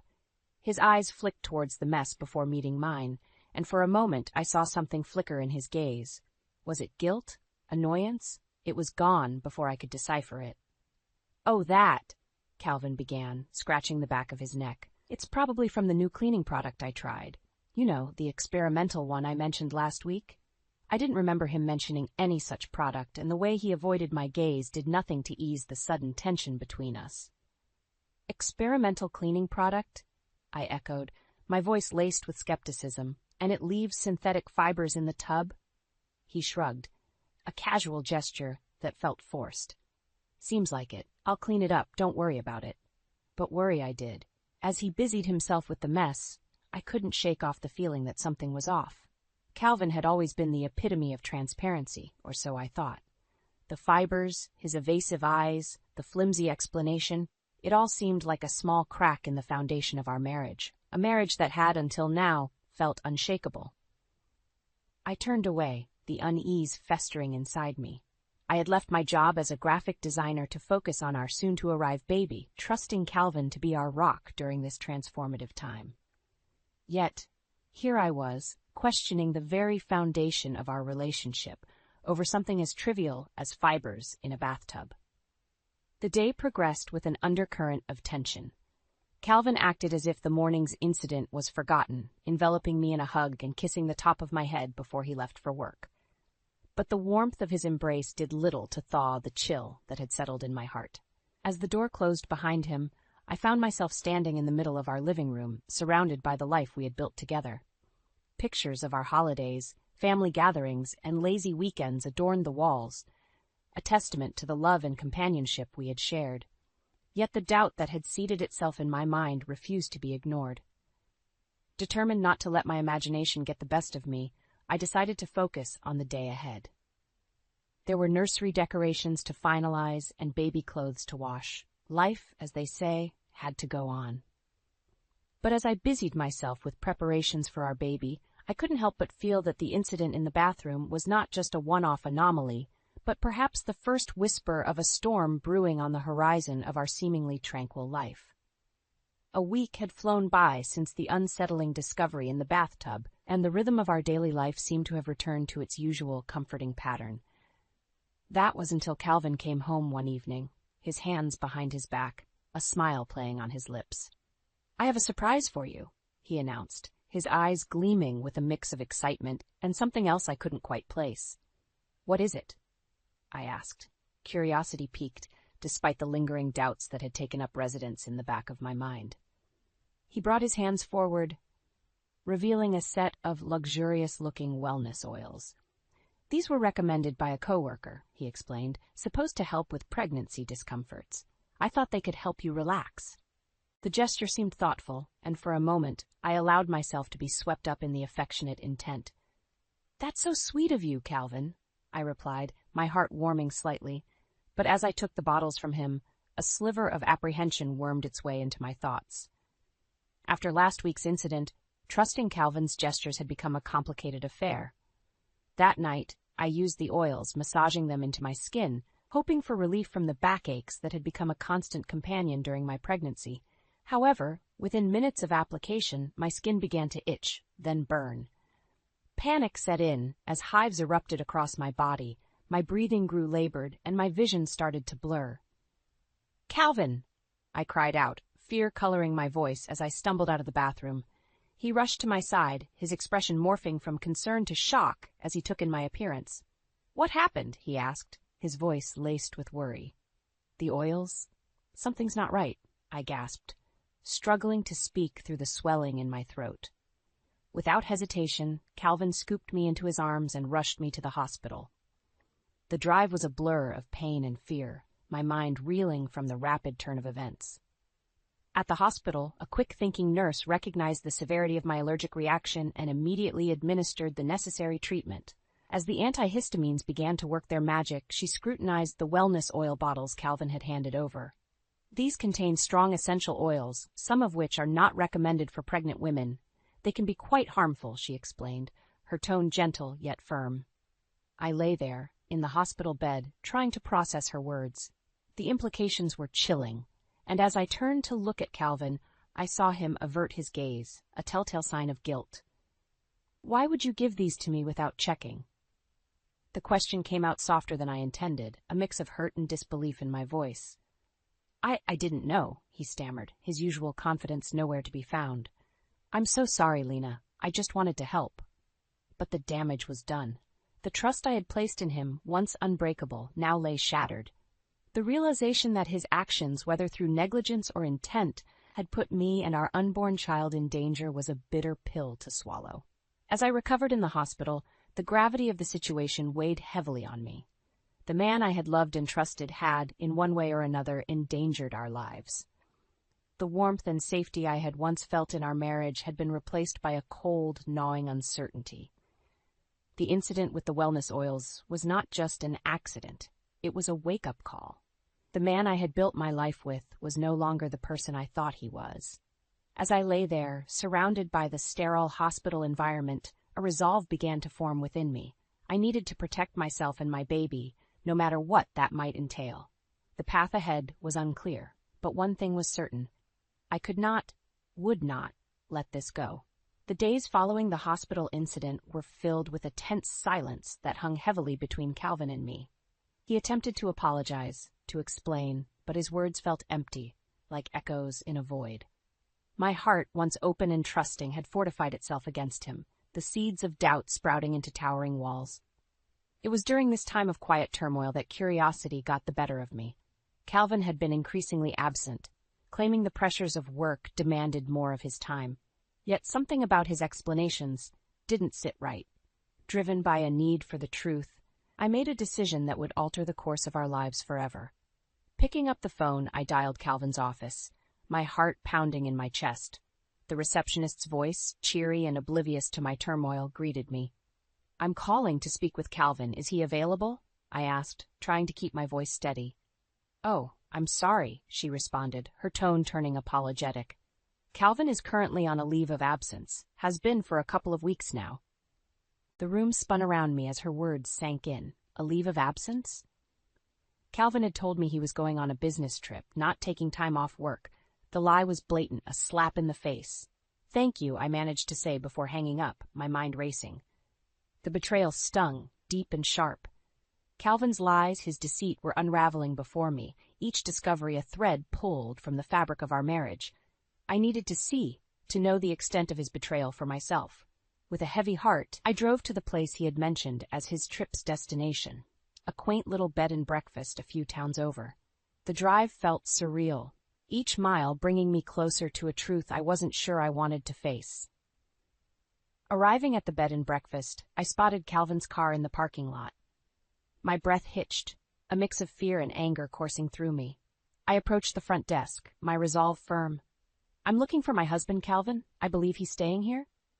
The receptionist, a kind-looking woman in her 50s, glanced at her records before looking up at me, her expression sympathetic. "I'm sorry, dear. I can't give out guest information. But," she paused, her eyes softening, "if you wait in the lounge, perhaps you'll find who you're looking for." I nodded, taking a seat in the lounge, my heart in my throat. Minutes ticked by, each one stretching into eternity, until finally I saw them. Calvin and a younger woman, laughing and carefree, emerged from the hallway. The sight of them together, so intimate and relaxed, was a knife twisting in my gut. Without thinking, I stood up, my presence catching Calvin's eye. The color drained from his face as he saw me, his expression one of pure shock. "Lena, what are you doing here?" The woman beside him, whom I recognized as Sophie from his office, looked from him to me, realization dawning on her face. "Calvin, who is this?" she asked, her voice tinged with confusion and suspicion. "I'm his wife," I said, the words heavy with a mix of sadness and anger. Calvin attempted to speak, to explain, but what was there left to say? The truth was laid bare before us, his lies and deceit exposed in the light of day.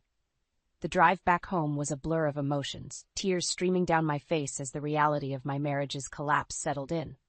Calvin had betrayed me, not just with his lies about work, but with his heart. The pain was overwhelming, but within it, a determination took root. I would not let this betrayal define me. I would fight back, expose his true nature, and reclaim my life from the ashes of our broken vows. In the aftermath of uncovering Calvin's deceit, I found myself at a crossroads, engulfed in a storm of betrayal and hurt. The life I thought I knew, the man I believed I had married, had all been a facade. But amidst the chaos, a plan began to take shape, fueled by a desire for justice, for vindication.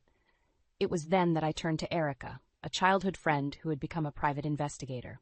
Over cups of coffee in the quiet corner of a local cafe, I poured out my heart, the words tumbling out in a rush of emotion. Erica listened, her expression a mix of anger and determination. "He did what?" Erica's voice was low, simmering with outrage. "Lena, this is beyond forgiveness. He's not just cheated on you, he's endangered you and your baby. We need to do something." Her reaction bolstered my resolve. "I want to expose him, Erica. I want everyone to see him for who he truly is," I said, my voice firm with conviction. Erica nodded, her mind already racing with possibilities. "We'll need evidence, texts, emails, anything that shows his true character. And his affair with Sophie, that's not just emotional betrayal, it's leverage."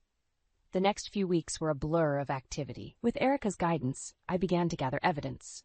Calvin, perhaps guilt-ridden or merely careless, had left a trail of indiscretions. Text messages, emails, even receipts, all painting a clear picture of a man who had strayed far from his vows. But it wasn't just about the affair. The wellness oils, the synthetic fibers, Each piece added to a mosaic of malice and deception. Erica was meticulous, ensuring that every piece of evidence was irrefutable, a damning testament to Calvin's actions. Then came the day of reckoning. With Erica by my side, we confronted Calvin. It was in our living room, the very heart of what had once been our shared life, now a stage for the unraveling of lies. "Calvin, we need to talk," I began, my voice steady despite the turmoil within. He looked between Erica and me, confusion quickly giving way to fear.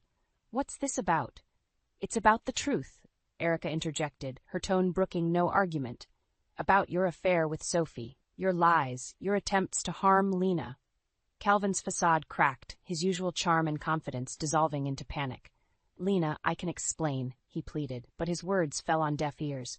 "We have evidence, Calvin." "Everything," I said, holding up a folder filled with printed messages and photographs. "Your lies, the affair, the wellness oils. It's over." The confrontation was intense, emotions running high. Calvin floundered, his excuses and pleas for forgiveness ringing hollow. For the first time, I saw him for who he truly was, not the man I had married, but a stranger cloaked in deceit.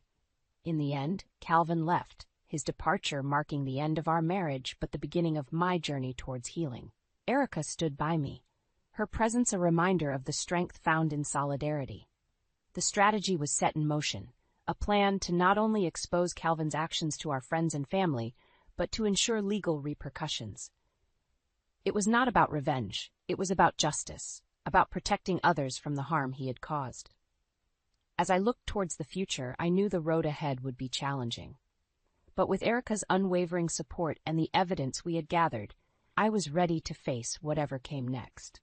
The chapter of my life with Calvin was closed, but a new one was just beginning, one where I would no longer be a victim of deceit but a survivor, strong and resolute. With Calvin's deceit laid bare and my resolve hardened, the next step was clear. Erica and I sat down to craft a meticulous plan that would not only expose Calvin but also ensure he faced the consequences of his actions. Our strategy was to be precise, leaving no room for him to maneuver or escape accountability. "We need to make sure every detail is covered," Erica said, her eyes scanning the documents we had spread out before us.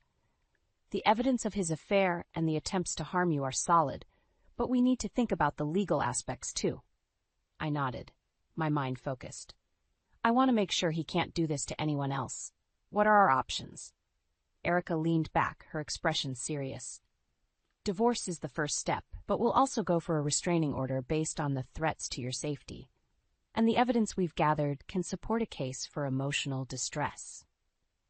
The thought of legal proceedings was daunting, but the need for justice pushed me forward. "Let's do it.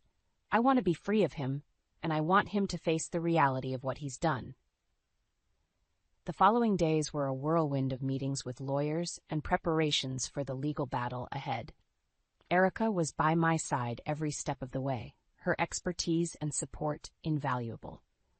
Calvin, meanwhile, seemed to sense the storm that was brewing, his attempts to contact me becoming more desperate. Then came the day we confronted him publicly.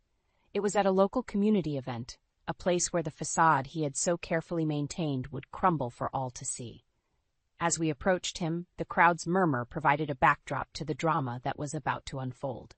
"Calvin," I called out, my voice steady despite the pounding of my heart. He turned, his face going pale as he saw Erica and me standing before him. "Lena, he began, but I cut him off. "No, Calvin, you've said enough. It's time everyone knew the truth about you," I declared, my voice carrying in the quiet that had fallen over the crowd.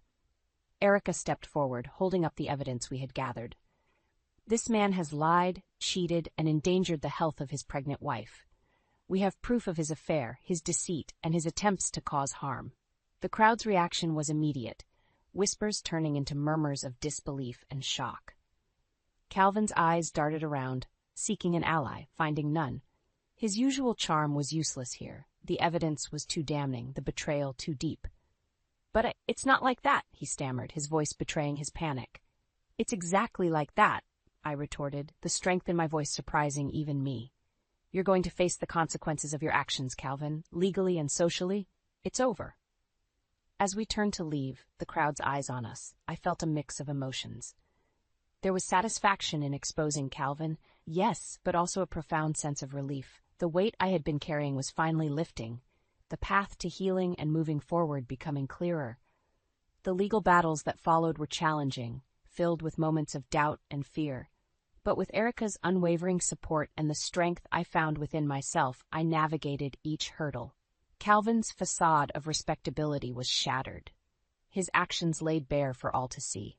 As the final gavel fell, granting me the divorce and the protection I sought, a chapter of my life closed.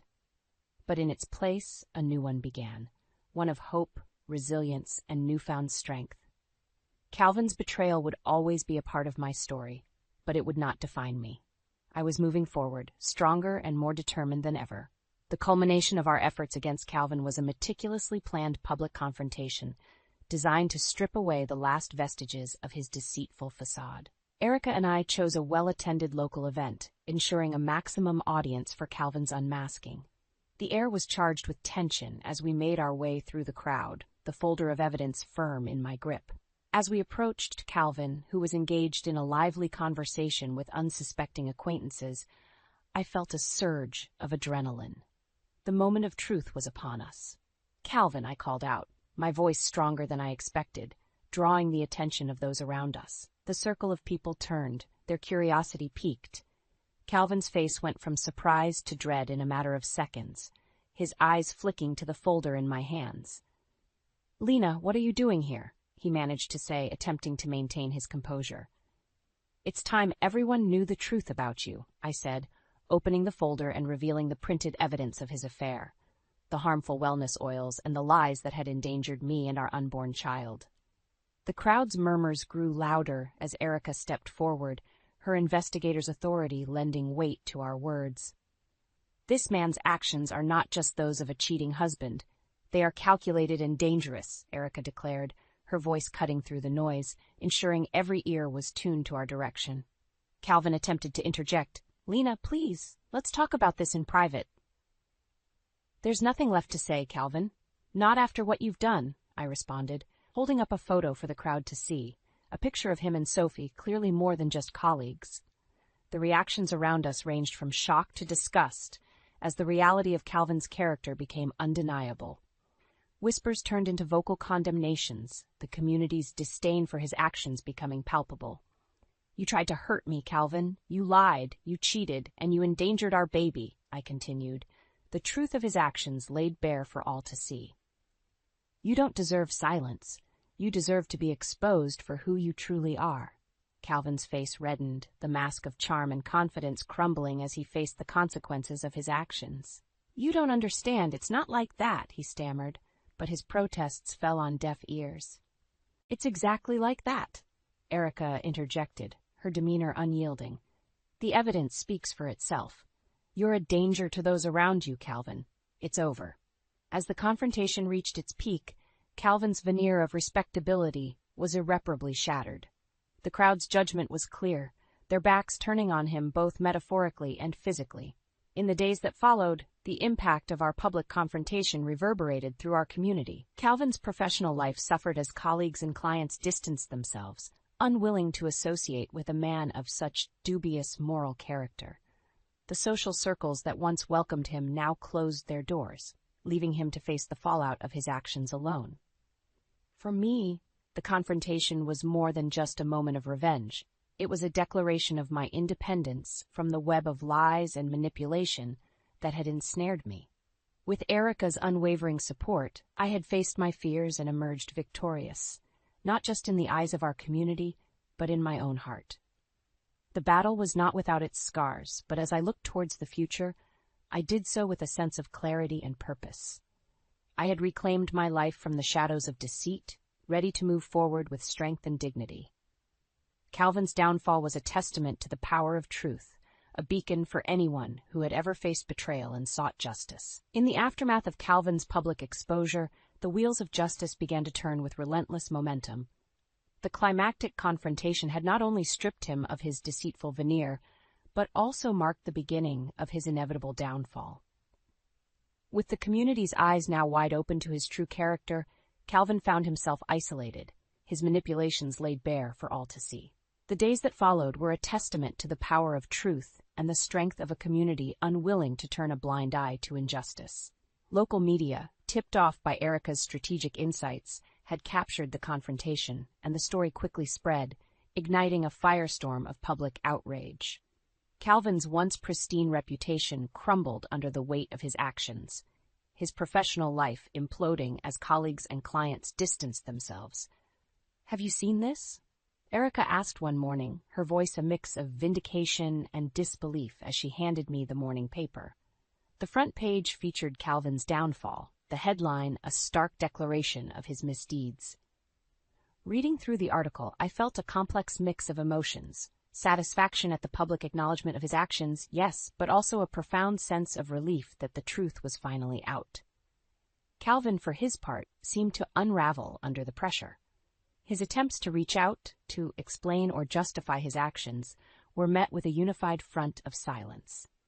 The legal proceedings against him, fueled by the evidence Erica and I had gathered, proceeded with a grim inevitability. The courtroom was a cold, unyielding place, a stark contrast to the warmth of the life I once thought I shared with Calvin. As the evidence was presented, his attempts to deflect or deny were feeble, transparent in their desperation. The judge's final verdict was a solemn vindication of everything we had fought for. "Mr. Calvin, your actions have not only endangered the health and well-being of your wife, but have also violated the trust and safety of your family," the judge intoned, his voice resolute.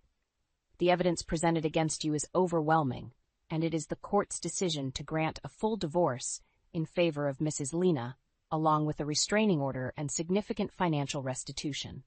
The gavel's final sound echoed through the courtroom, a definitive end to the legal battle. Calvin's face, once so familiar, now seemed like a mask of defeat and despair. But as I looked at him, I felt no joy at his downfall, only a deep, resounding relief that it was finally over. Outside the courtroom, the sun seemed brighter, the air fresher. Erica stood beside me, her presence a constant source of strength throughout this ordeal. "You did it, Lena. It's over," she said, her voice soft yet filled with an undeniable joy. "It is," I replied, allowing myself to feel the full weight of the moment. "But I couldn't have done it without you, Erica. Thank you." As we walked away from the courthouse, I realized that this was not just an end, but a beginning. The journey ahead would be mine to shape, free from deceit and manipulation. The scars of the past would always be a part of me, but they no longer defined me. I was moving forward into a future filled with hope and the promise of new beginnings. Calvin's downfall was a harsh reminder of the consequences of betrayal and deceit.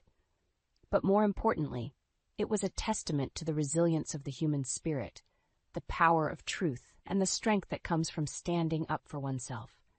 As I looked ahead, I knew that whatever challenges lay before me, I was ready to face them with courage and grace. The chapter of my life marked by Calvin's betrayal was closed, but my story was far from over. As the dust settled on the legal battles and public confrontations, the once tumultuous storm that was my life began to calm. The final chapter of my ordeal with Calvin was not one of continued revenge or bitterness, but rather of rebuilding and finding peace in the aftermath of betrayal. The courtroom had been the battleground where I had stood firm, with Erica by my side, as we laid bare the truth of Calvin's actions. The divorce decree was now in my hands, a document that symbolized not just the end of a marriage, but the beginning of a new chapter in my life. Sitting in the quiet of my living room, the decree resting on the coffee table, I allowed myself a moment to reflect. The journey had been fraught with pain and deception, but it had also been a testament to resilience and the power of standing up for oneself. Calvin was now facing the consequences of his actions, both legally and socially. The community's support had been overwhelming, their kindness a beacon of light in my darkest moments. Erica, ever the steadfast friend, sat beside me, her presence a constant source of comfort. "You did it, Lena. You stood up to him and came out stronger," she said, her voice filled with pride. I nodded, a sense of resolve settling over me. "I did, but it wasn't just for me. It was for our baby, too. I want to build a better future for us, free from the shadow of Calvin's deceit." The path ahead was clear, albeit daunting. Single motherhood was a new territory for me, one that I knew would come with its own challenges and joys. Yet, I felt ready to face it head-on, armed with the lessons of the past and the hope for a brighter future. In the weeks that followed, I focused on healing, both emotionally and physically. The nursery, once a source of contention, became a labor of love, each detail meticulously chosen to create a sanctuary for my child. Erica was a constant presence, her laughter and support a reminder that I was not alone in this journey. The community around me rallied, their gestures of support small beacons of light in the rebuilding of my life. From meals to baby supplies, their kindness underscored the fact that, while the path I was on was my own, I was surrounded by a network of support. As the due date approached, I found myself looking forward to motherhood with a mix of excitement and apprehension. The future was uncertain, yet the strength I had found within myself, a strength forged through trials and tribulations, gave me the courage to face it. The day my child was born was one of profound joy and renewal. Holding my baby for the first time, I felt the weight of the past lift, replaced by a deep, encompassing love. This moment marked the beginning of a new chapter, one where the shadows of betrayal were replaced by the light of new beginnings. Life after Calvin was not without its challenges, but it was rich in love and hope. Erica remained my rock, her friendship a constant source of strength and laughter. My child, a beacon of innocence and joy, reminded me daily of the resilience of the human spirit. As I navigated the waters of single motherhood, I did so with the knowledge that I had faced the worst in someone, and had emerged not just surviving, but thriving. The betrayal that had once threatened to break me had instead been the catalyst for growth and empowerment. The final chapter of this ordeal was not written in the words of revenge, but in the actions of rebuilding and moving forward. My story, once marred by deception, was now a testament to resilience, a narrative of a woman who had faced the depths of betrayal and emerged stronger, her spirit unbroken, her heart open to the promise of a new day. "Who's in there with you?" The hushed feminine voice jolted me from my thoughts. I froze in the hallway, my hand on the doorknob to our spare bedroom, the one Carter had converted into his studio for a new work project. Carter's muffled response made my heart pound. "Keep your voice down. Lena's home." My stomach twisted into knots. I pressed my ear against the door, straining to make out the words. "Can't keep lying to her," the woman whispered. "It's not fair." Not fair? Who was this woman, and why was she alone with my husband behind a locked door? Carter's reply made my blood run cold. "Just a little longer, babe. Let me figure out how to handle this." Babe? Did he just call her babe? White-hot rage flooded my veins as realization struck me like a truck. My husband, my Carter of 11 years, was having an affair. With who? And for how long? I backed away from the door, my heart pounding as I rushed to the living room and sank into the couch. Tears burned in my eyes as I replayed the overheard conversation. The lies, the secrecy, the endearments, it all made sickening sense now. How could this be happening? We had the perfect life. Carter's software career paid well, allowing me to open my dream boutique in our idyllic little town. We hosted barbecues, belonged to book clubs, the whole suburban dream. Sure, we hit a dry spell after deciding kids weren't for us, but we still loved each other, right? Anger quickly displaced the hurt. This was a knife to the back from the man I trusted most. Carter betrayed me, our marriage vows, our perfect life. All for what? A cheap thrill? No. I wouldn't go down as the clueless wife while he flaunted his infidelity. Squaring my shoulders, I began formulating a plan to catch him red-handed, to expose his lies and force him to face the consequences. This weekend we were hosting our annual neighborhood dinner party. The whole community would be there. Friends, Carter's coworkers, my family. Perfect timing to bring this facade crashing down. My heart raced as I envisioned it all unfolding. Our dinner guests merrily sipping wine, when suddenly I'd burst into that room, revealing Carter's tawdry affair for all to see. The shock on his face as the illusion shattered, forced to confront his sins in front of everyone. A delicious sense of rage and vindication washed over me. My anger would be justified, his humiliation absolute. The perfect karmic reversal for his crimes against me. A noise from the hallway snapped me back to the present moment. My gaze landed on the studio door, still firmly shut. I had 4 days until the dinner party to gather all the proof I needed. Carter would soon learn that while he held the power to demolish everything I held dear, I now had the power to demolish him. And I wouldn't stop until he paid a reckoning.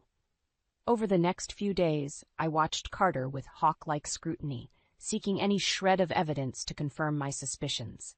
My once rose-tinted view of our marriage had shattered, the illusion of our perfect life lying in irreparable pieces around me. Carter maintained an aura of feigned normalcy, but I caught the little things, his phone constantly buzzing with texts he tried to hide, the suspicious hours he spent holed up in his studio. I noticed lingering perfume scents when he came home late from work, a brand I didn't recognize. Monday night, we settled in to watch a movie as usual. I pressed into his side, desperate to feel that old spark of intimacy and connection. But his arm lay stiffly around me, his gaze constantly flickering to his phone. "Who keeps texting you?" I asked, unable to mask the accusatory tone. Carter startled, quickly thumbing his phone dark. "Oh, just some work stuff. No big deal. At 9 o'clock on a Monday?" He shrugged, not meeting my eyes. "Software developers stay plugged in round the clock, babe. You know that?" There was that casual endearment again, the same one he'd used with his mistress. A bitter bile rose in my throat, and I pulled away from his embrace. "Don't babe me, Carter," I snapped. "I'm your wife, not some girl you're trying to charm." His head whipped towards me, eyes wide with surprise at my sudden hostility. "Where's this coming from?" he asked, trying to gather his composure. "What's gotten into you lately?" I opened my mouth, every biting remark and accusation poised on the tip of my tongue, but his phone buzzed again, and the words died on my lips as fury gripped me once more. "You know what?" I seethed, rising abruptly from the couch. "I can't do this right now. I'm going out." "Lena, wait." But I stormed from the room, snatching my purse and keys on the way out. I needed space to breathe, to process the cyclone of emotions ripping me apart inside. The anger, the hurt, the urge to lash out, and him scream every vile thing I'd witnessed. I found myself in front of Maya's place, my best friend pulling open the door with a look of surprise. One glance at my face told her everything, and she quickly ushered me inside with a sympathetic embrace. Over glasses of wine, I recounted my suspicions about Carter's affair, the overheard conversation, the strange hours, the obvious deceptions. Maya listened without judgment, her warm demeanor providing a balm to my turmoiled soul. "You have to confront him," she stated firmly when I finished. "Make him admit to what he's done." I shook my head, downing the rest of my wine. "I can't, not until I have proof I can throw in his smug, lying face when the time is right." Maya's eyes widened, but she gave a slow nod of acceptance. "What did you have in mind?" A slow smile spread across my lips as the first tendrils of my plan began taking shape. "Let's just say Carter's going to receive a very public comeuppance." The next morning, I awoke with a pounding headache but steely resolve. Maya's words echoed in my mind. Confront him. Make him admit it. I needed undeniable proof of Carter's infidelity to expose his lies once and for all. I spent the day scouring our house like a detective, searching for any shred of evidence while Carter was at work. My frustration mounted as the hours ticked by empty-handed. He was too careful, too calculating in his deceit. My brief elation came that evening when I found his laptop open, a browser window still displaying his email inbox. Bingo. I scrolled through the messages, my breath catching at the obvious signs of an affair. Emails to hotel reservation desks for romantic getaways, online receipts for expensive jewelry, the type you buy for someone you're romancing, not your wife. My heart pounded as I hit pay dirt. Email exchanges with a Jenna discussing their next rendezvous, filled with sickening pleasantries and innuendo. My vision blurred with rage-filled tears. This Jenna was the woman from the studio, the one he called Babe. She worked with him, according to the emails, some younger, petite redhead who caught his wandering eye. The laptop clattered to the table as I jolted upright. Carter's car rumbled into the driveway, the sound of his arrival slicing through my haze of anger. I hastily wiped my eyes and took a steadying breath as the front door opened. "Hey, babe, I'm home," he called in a disgustingly jovial tone. I rounded the corner, fixing him with my most indignant glare. "Don't you, babe?" "Me, you piece of shit," I seethed, my voice dripping with venom. Carter stopped short, his easy smile melting in an instant. "Whoa, what's going on?" "What's going on?" I laughed bitterly, gesturing to his laptop. How about you tell me, Carter, who's Jenna? If I had any doubts before, his pasty, clammy expression confirmed it all. Panic flashed across his features as he struggled for an excuse. Any excuse. Jenna, from the office? We're working on a big project together. Save it, I cut him off, holding up a hand. I saw the emails, the hotel receipts, the jewelry, everything. Your lies are over. Silence hung thick in the air as my venom-laced words washed over him. He opened and closed his mouth like a gasping fish, his eyes wild and desperate. Inwardly, I trembled with vindication. Finally, here it was, the sweet, satisfying confession of his betrayal laid bare.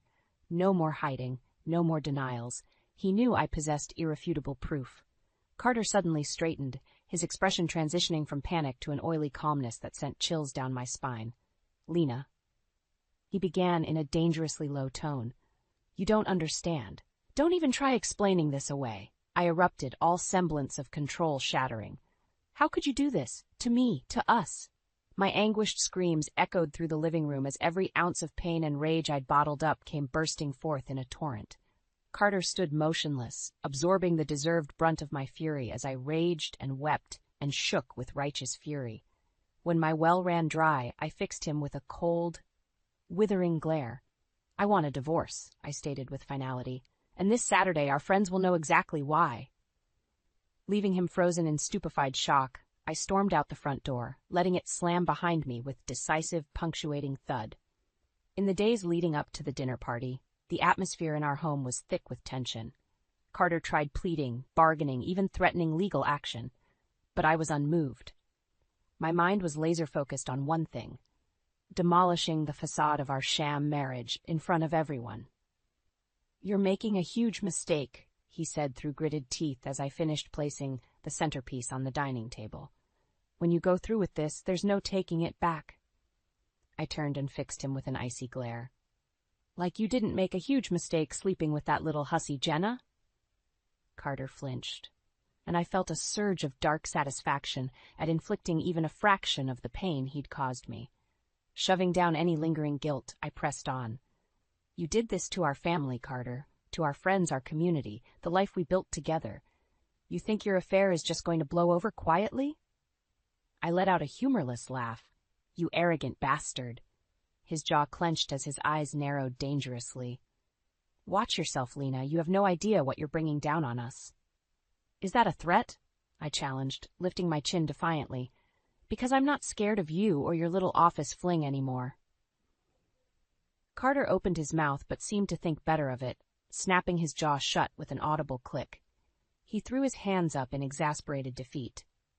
Fine, go ahead and make a scene like the unhinged psycho you've become, but don't say I didn't warn you.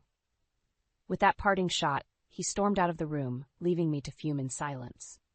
My fury burned white-hot. How dare he play the victim after his sickening betrayal? He's the one who shattered my reality and destroyed everything I held dear. If anyone was unhinged, it was him and his sick indiscretions. A light rap at the front door jolted me from my fuming thoughts. I swung it open to find my brother-in-law Ethan, cradling a pastry box from our favorite local bakery. Carb loading before the party tomorrow? He joked, handing me the box. I managed a tight smile, grateful for the brief distraction as I ushered him inside to the kitchen. We chatted about small-town gossip and caught up on family news as I plated the assortment of baked goods. So, Ethan ventured after a lull, you want to tell me what's really going on with you and my jackass brother? I froze, the plate slipping from my fingers and shattering on the tile floor. Ethan held up his hands in a placating gesture. Hey, I'm not blind. I've noticed the cold shoulders and awkward silences. Carter's moping around like someone shot his dog. He arched an inquisitive brow. All I'm saying is, if you need an ally in your corner tomorrow, I'm happy to play bad cop. A knowing look passed between us, and it was all I could do to hold back the tidal wave of emotion that threatened to burst free. Here was someone on my side, ready and willing to have my back against the smug snake I'd married. Sucking in a sharp breath, I looked him square in the eye. You might just get your chance at that. Make sure you've got a front-row seat tomorrow night. Ethan's eyes widened fractionally, but he gave a solemn nod of understanding. Satisfied I had an unexpected ally, I set about my final preparations for the main event tomorrow. The reckoning Carter had devastating coming. The dining room was a warm glow of candlelight and lively chatter as our guests arrived. I plastered on my brightest hostess smile, embracing friends and making introductions as if this were any other neighborhood soiree. But my nerves were frayed taut as a wire, my heart jackhammering with the knowledge of what was to come. Every time the studio door came into view, righteous fury flared bright in my chest. Carter worked the room with his usual effortless charm, laughing and mingling as if he didn't have a scandalous secret clawing at the fragile seams of our life. I watched him accept congratulatory pats on the back from his colleagues, bile rising in my throat. They had no idea the depravity of the man they praised. The doorbell chimed, and my blood ran cold as Carter moved to answer it. There she was, the home-wrecking slut in a tight red dress, hanging on his arm with a salacious grin. "Jenna, this is my wife Lena," Carter said with sickening nonchalance. "I don't think you two have met." The redhead batted her heavily mascaraed eyes at me with mock innocence. "Lena? Hi. Carter's told me so much about you. I'm one of his colleagues from work." My molars ground together as I rattled off some vacuous pleasantry in return, fighting the urge to slap the smug look off her face. How dare this bimbo prance around and act so coy? She knew exactly what kind of depraved affair she'd engaged in. "Well, let me get you both something to drink," I chirped with transparent brightness, whisking them off towards the kitchen. My gaze landed on Maya, looking like she'd witnessed a train wreck with her jaw hanging open. I gave her a subtle shake of my head, a silent promise that this was only the opening act. Ethan sidled up beside me, mouth set in a grim line as he cast a dark look towards the kitchen. "Want me to get things started?" "Not yet," I murmured back, willing my thrumming pulse to steady. "Let them drink, mingle, get comfortable. I want an audience for the main event." He gave a curt nod and melted back into the crowd. I took a fortifying breath and slapped my simpering smile back into place. Over the next excruciating hour, I made my rounds engaged in vacuous small talk, all while the burning resentment inside me swelled to a roaring inferno. Every time I glimpsed Carter's arm draped casually around Jenna's waist, saw him whispering in her ear with shameless intimacy, my jaw clenched harder. Finally, the moment arrived in the form of Ethan loudly clearing his throat and tapping his beer bottle to get everyone's attention. "If I could have everyone's eyes for a minute," he announced, casting a meaningful look in my direction. "My lovely sister-in-law has an announcement she's been looking forward to making." A hush fell over the assembled guests, and dozens of eyes swiveled expectantly towards me. I felt Carter tense beside me, his pleasant mask slipping as nerves flickered across his features. This was it, the plunge into the proverbial cold water with no going back. Drawing myself up to my full height, I fixed the room with my most brilliant, venomous smile. "Thanks, Ethan. In fact, I do have a special announcement to make," I began, my words laced with sugary malice. "But first, I was wondering if Carter could show us all into the studio room. I believe we're all in for a revealing experience in there." A chorus of confused murmurs rippled through the crowd as I turned an expectant look on my slack-jawed husband. He stared back at me, his face draining of color as he registered the razor-sharp challenge in my gaze. "Well?" I prompted with an arched brow. "The big project you've been working on? We're all dying to see it." Jenna tried to sputter out some excuse, but I silenced her with a look of pure venom. All eyes were locked on Carter, awaiting his reaction with bated breath. The silence teetered on the precipice as his Adam's apple bobbed with a hard swallow. Then, no doubt sensing the hopelessness of further protest, he turned on his heel and started for the studio without a word. The quiet scuffle of chairs scooting back was the only sound as our guests rose uncertainly to follow his lead. I fell into step behind them all, back straight and chin held high in grim determination. The trap had been set. Now it was time to mercilessly spring it and unleash my wrath. A heavy silence hung in the air as our guests filed into the studio, their expressions ranging from morbid curiosity to dawning realization. Maya shot me a knowing look, while Ethan hovered at the periphery like a bodyguard, ready to spring into action. Carter stood in the center of the room, radiating discomfort and dread as all eyes turned towards him in bewildered anticipation. Even Jenna seemed to sense the shifting tide, her bravado faltering as she shrank into the shadows. "Well?" I prompted acidly after the pause stretched on too long. "This is your chance to finally come clean about this big project you've been so obsessively working on." My husband's jaw ticked as he struggled to maintain his rapidly fracturing composure. "Lena, I don't know what you think this is, but—" "Don't play dumb," I snapped, cutting off his protest with a sharp slice of my hand. "We both know exactly what this room is for, your sordid little sex den with your mistress." A collective gasp reverberated around the room as Carter flushed a mortified crimson. Jenna let out a soundless squeak of dismay, her hands flying to cover her ashen face. I drank in their humiliation, letting the moment stretch out deliciously before turning an icy glare on the assembled crowd. "That's right, my dear friends and neighbors," I announced, my voice dripping with disdain. "While we've all been fooled by Carter's upstanding family man facade, he's been carrying on an affair right under our noses, using our hard-earned money to wine and dine his little red-headed tramp on the side." The gasps and mutterings swelled as dozens of accusing eyes turned on the shamed pair. Carter opened and closed his mouth like a gasping fish, struggling for any coherent defense under my ruthless onslaught. You've gone insane," he finally choked out, but the words rang weak and unconvincing even to my own ears. Ethan stepped forward, his expression thunderous. "Don't try lying anymore, little brother. We have all the proof, the emails, hotel receipts, everything." "No," Jenna whimpered from her shadowy corner. "Carter, you said you were going to leave her. You promised." The accusation seemed to jolt him from his stupor as he wheeled on her with a look of pure, unbridled rage. "Don't try pinning this entirely on me, you home-wrecking whore," he spat with incredible vitriol. "You knew exactly what you were getting into from the start." An affronted hush fell over the assembled crowd, and I registered the shocked and sickened looks being exchanged all around. Even Maya and Ethan appeared taken aback by the vicious rawness suddenly unleashed. Sensing the situation spiraling rapidly out of control, I seized the moment to pivot.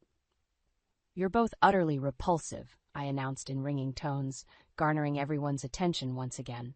"But this has been a long time coming. We're through, Carter. I want a divorce. Away from your poison and your whore." Squaring my shoulders, I shot my seething husband one final death glare before turning on my heel to stalk out of the room. Ethan fell into step beside me as the tumult of shock and chaos erupted in our wake.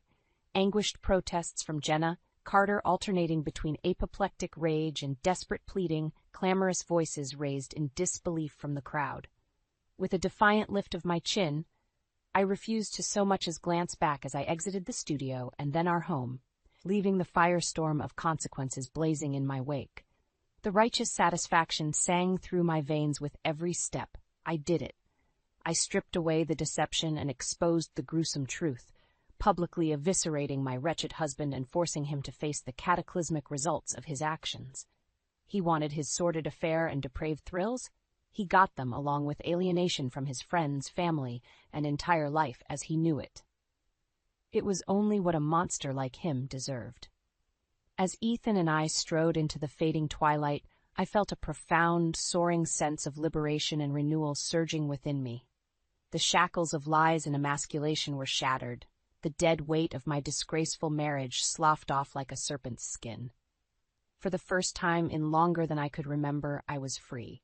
My soul found its breath again as I stood ready to embrace the journey of reclaiming myself, one emboldened step at a time.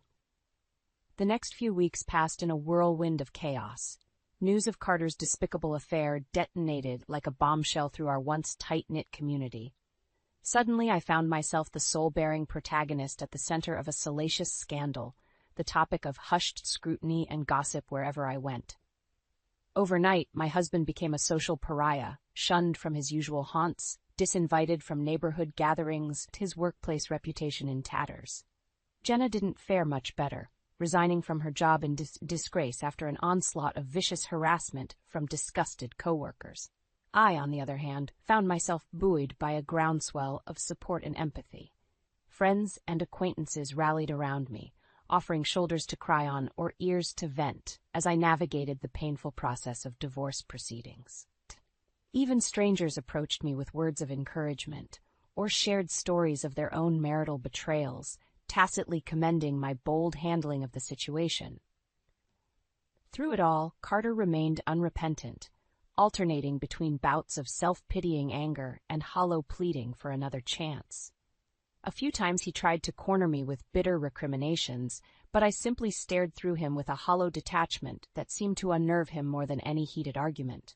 One such confrontation played out in Maya's kitchen, where I'd been holed up escaping the gossip frenzy dominating my own home.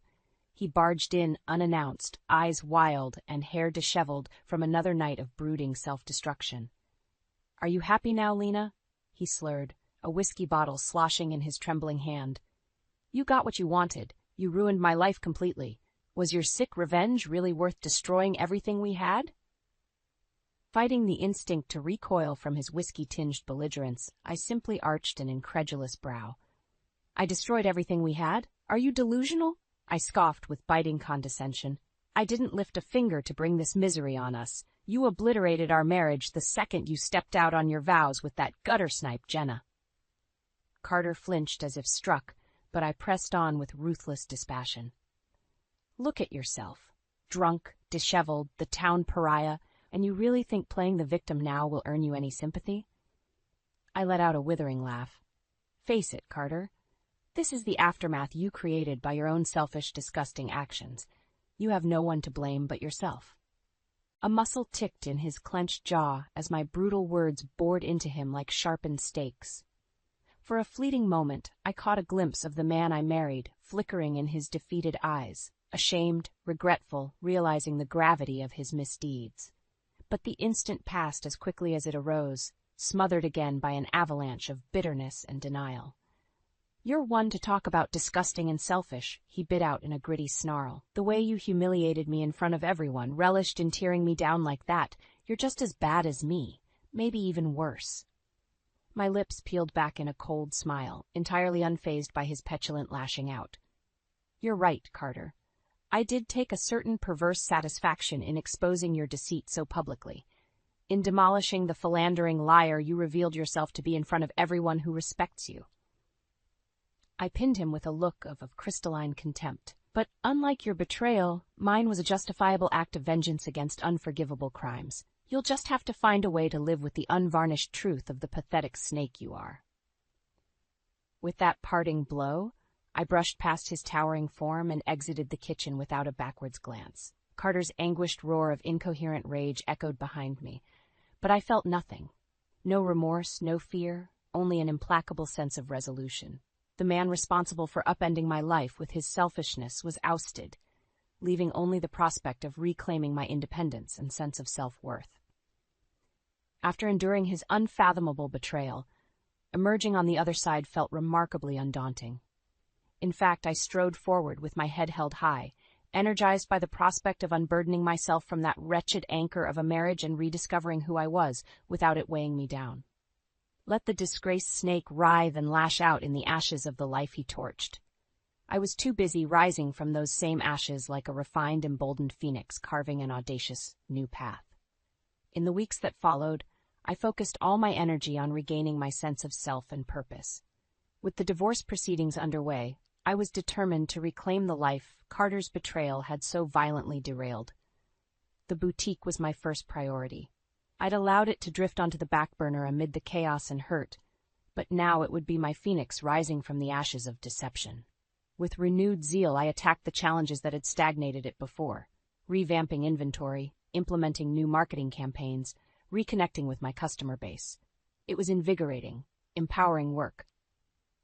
Every small success renewed my sense of independence and self-worth that Carter's infidelity had battered. No longer was I just the scorned wife at the center of a sordid scandal. I was a tenacious, resourceful businesswoman forging her own path. My friends rallied around me every step of the way, lifting my spirits with girls' nights and offering extra hands whenever I hit an obstacle.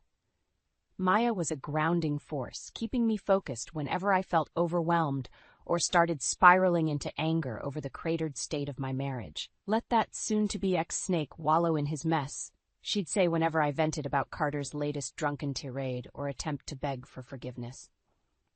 You're a damn phoenix, Lena. It's time to show this town what you're truly made of. Her words fueled me, becoming a mantra I clung to whenever self-doubt tried to creep in. No more would I be defined by my shattered marriage or the betrayal that turned my life upside down.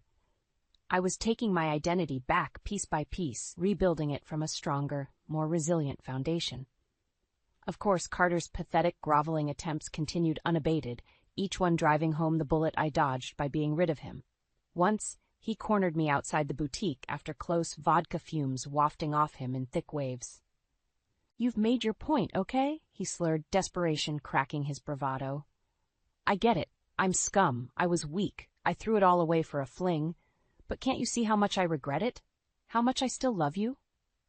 I stared at him for a long beat, utterly unmoved as shame and pleas warred across his haggard features. "Are you serious right now?"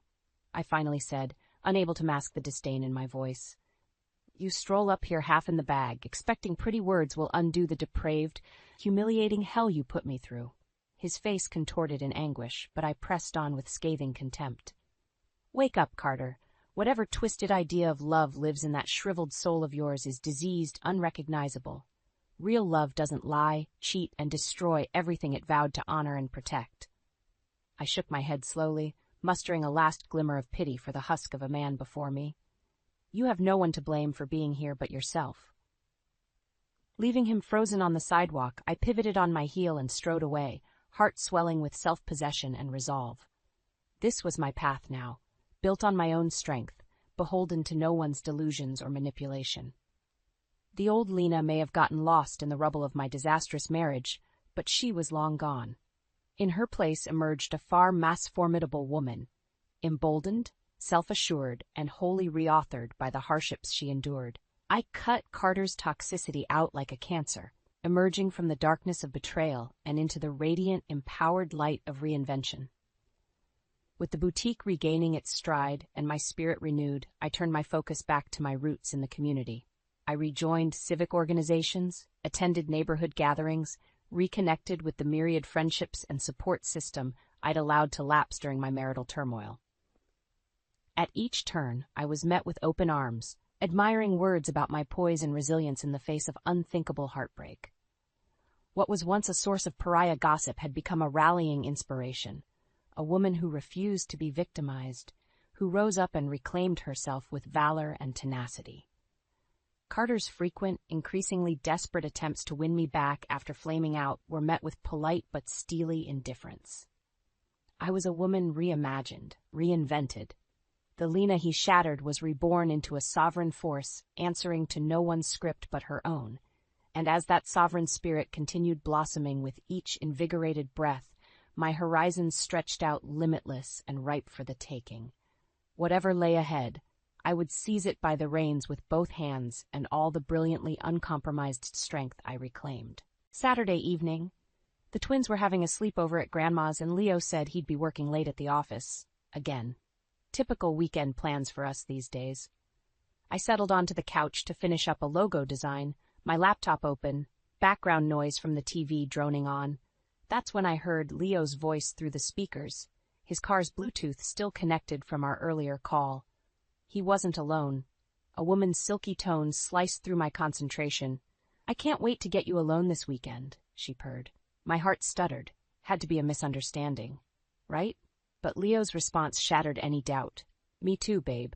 Jane's sister is taking the kids. We'll have the whole weekend to ourselves. No interruptions." The woman giggled. "I've got a surprise planned for you." Leo groaned. "If it's anything like last time, I'm the luckiest guy alive." Their flirtatious back and forth faded into a meaningless buzz in my ears. The logo design blurred on the screen as hot tears burned my eyes. How long had this been going on? Jane was my best friend, like a sister to me. Had she known? And what did he mean by "like last time"? Rage and humiliation flooded through me in sickening waves. Leo's voice jarred me back. "I gotta go. Talk to you soon, gorgeous." The call ended, leaving me alone with the hideous truth ringing in my ears. My husband, my partner of 20 years, the man I loved and trusted with every fiber of my being, had been lying and cheating, betraying me in the cruelest way. In a trance-like state, I paced the living room. Part of me couldn't comprehend it. Not Leo. Not my Leo. Maybe there was an explanation, a misunderstanding, but those words, his tone, left no doubt. White-hot anger propelled me into action. I dumped Leo's messages from the past 6 months, poured over his schedule, emails, everything. The evidence was damning. Hushed phone conversations, extended business trips, deleted texts and emails from some number called WorkStudy98. My head spun as screenshots and details of Leo's sordid affair or affairs materialized before my eyes like a sinister polygon ripping apart our life. Sick to my stomach, I held back vomit as I uncovered more deception, lies about his income, secret bank accounts, stolen freelance earnings. When had my life become such a twisted nightmare? Dry heaving into the kitchen sink, only one thought coursed through my mind. That son of a bitch is going to pay for this. In the aftermath of that horrific discovery, everything seemed tainted. Every memory reframed through a lens of suspicion. I found myself scrutinizing Leo's every move, every word, for further signs of deceit. At first he played it cool, same old routine. I watched him like a hawk, jaw clenched whenever he disappeared into his study to work late, as if his smug lies weren't a festering wound in our marriage.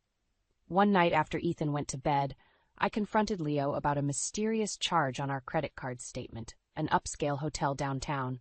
"Just a little staycation for us," he said with a wink. "Thought it'd be a nice surprise for your birthday." My stomach turned at his casual dishonesty. "Cut the crap, Leo. I know about the affairs." His expression didn't falter, just that same smug look he'd been giving me for weeks. "Oh yeah? And what proof do you have?" I flung the document with hotel reservations and incriminating texts in his face. "Enough to bury you." Leo's mask slipped, a sneer twisting his lips as he grabbed my wrist in a crushing grip. "Listen here, you crazy—" Ethan's footsteps in the hallway made him release me, his tone shifting in an instant. "Everything okay, honey? Just working through something with Mom." I kept silent, massaging my tender wrist as Ethan mumbled good night and disappeared into his room.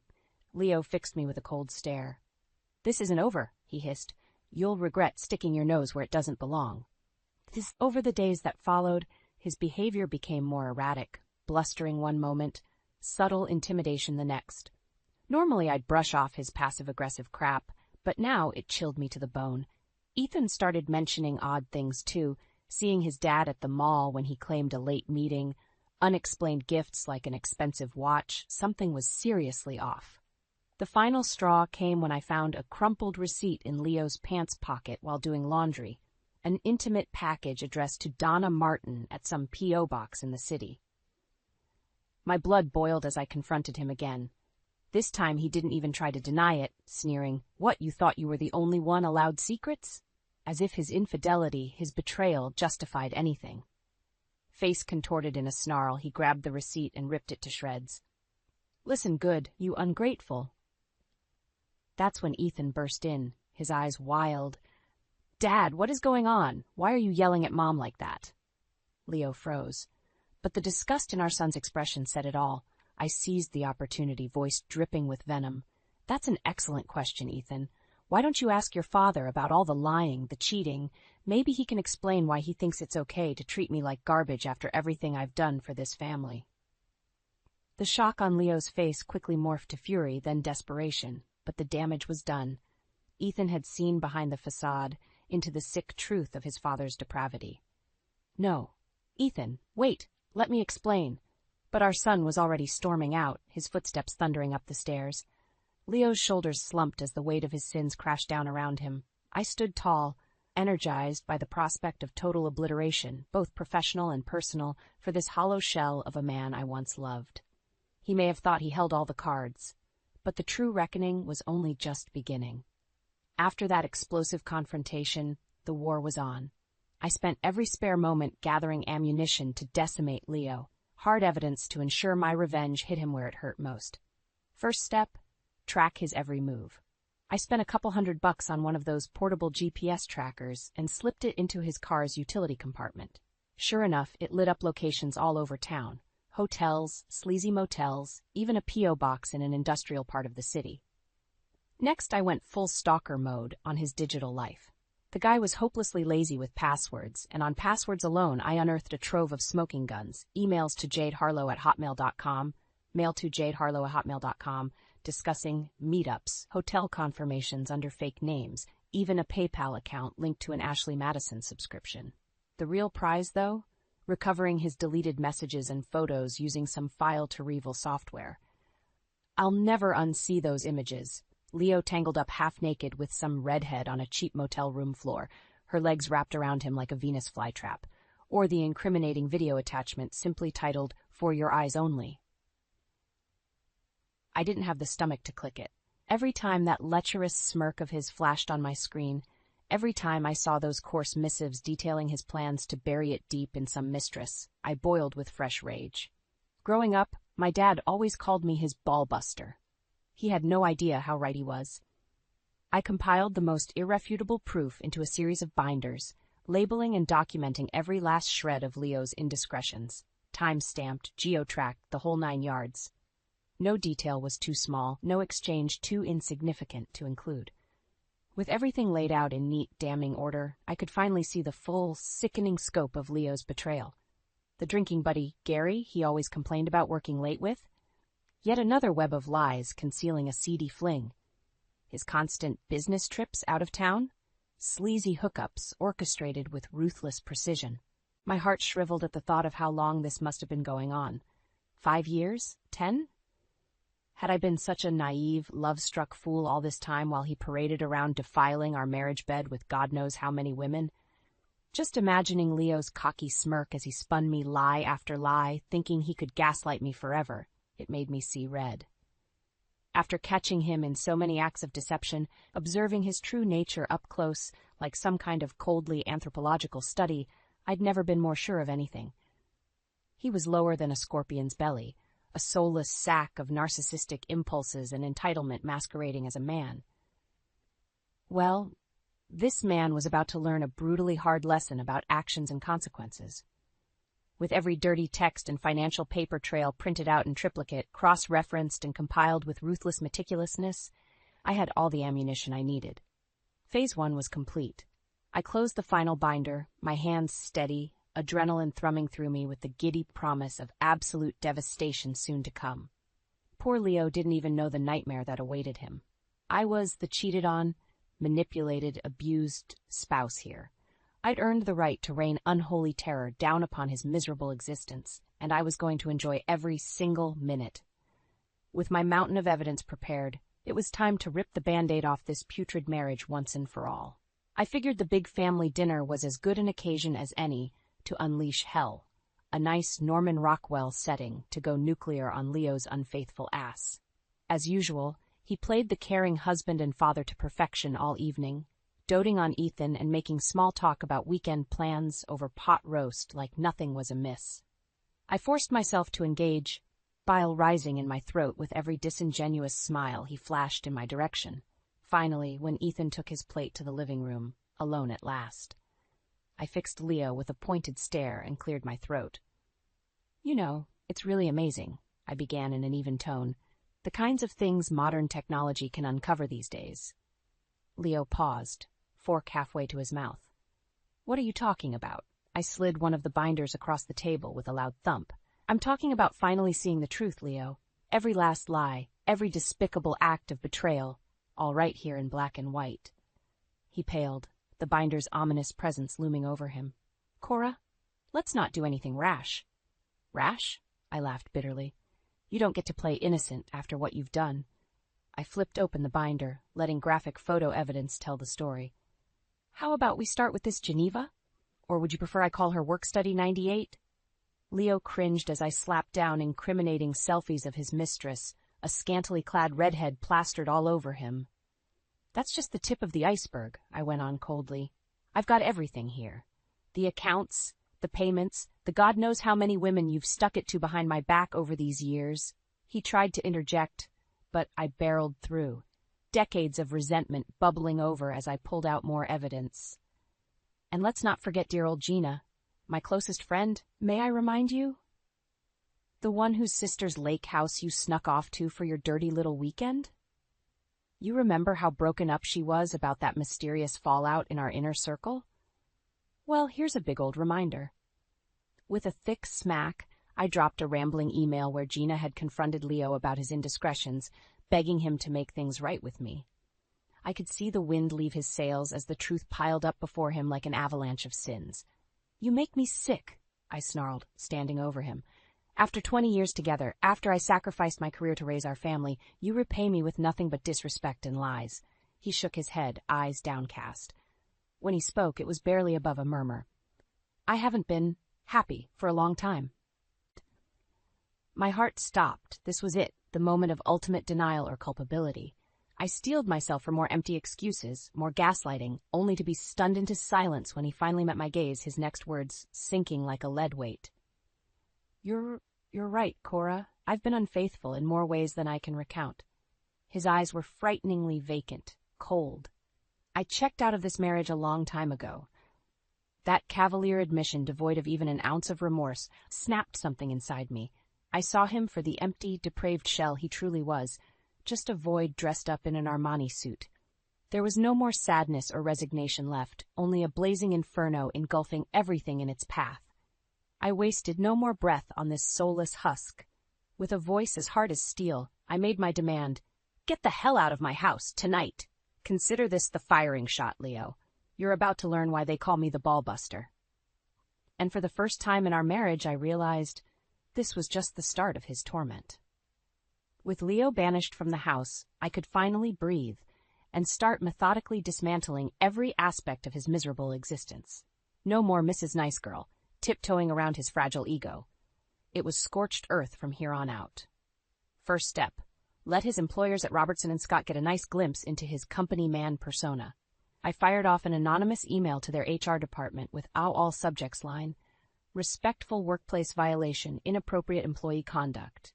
Inside, I included a delicately curated selection of emails, visuals, and documentation on Leo's proclivities for inappropriate workplace dalliances, just enough to raise a big, obese red flag. His tireless loyalty to the firm was about to be called into some serious moral questioning. Next, I penned an eloquent group message to both my family and Leo's, taking great care with my word choice. No crass allegations or dramatics, just an understated listing of undeniable facts. The deposits and payments to adult websites under various aliases, the hotel confirmation receipts corresponding with corporate credit card charges, and, of course, the utterly rancid messages and videos detailing his lecherous trysts. I added a simple preamble. In light of recent events, and with a heavy heart, I present the following evidence of my husband's chronic infidelity and deception. I ask that you please respect my family's privacy during this profoundly difficult period. With the clinical tap of the send button, any shred of Leo's remaining dignity went flushing down the proverbial toilet along with the email. As I watched the incriminating evidence go pinging out across the digital ether, an odd sense of calm settled over me, like I'd finally regained control over the narrative of my life. Leo had taken enough already. Now it was time for him to start losing everything. I didn't fret over how our son Ethan might take the news. Hell, knowing Leo's true face now, he'd likely get the schadenfreude tingles watching it all burn down. Maybe for once, I could count on that sullen teen to be in my corner.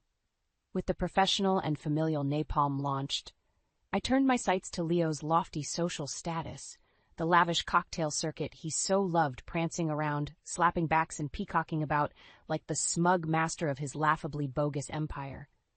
A few clicks later, and an anonymous Dropbox torrent went rocketing across his elite country club and media circles, brimming with all the salacious evidence a person could ever want.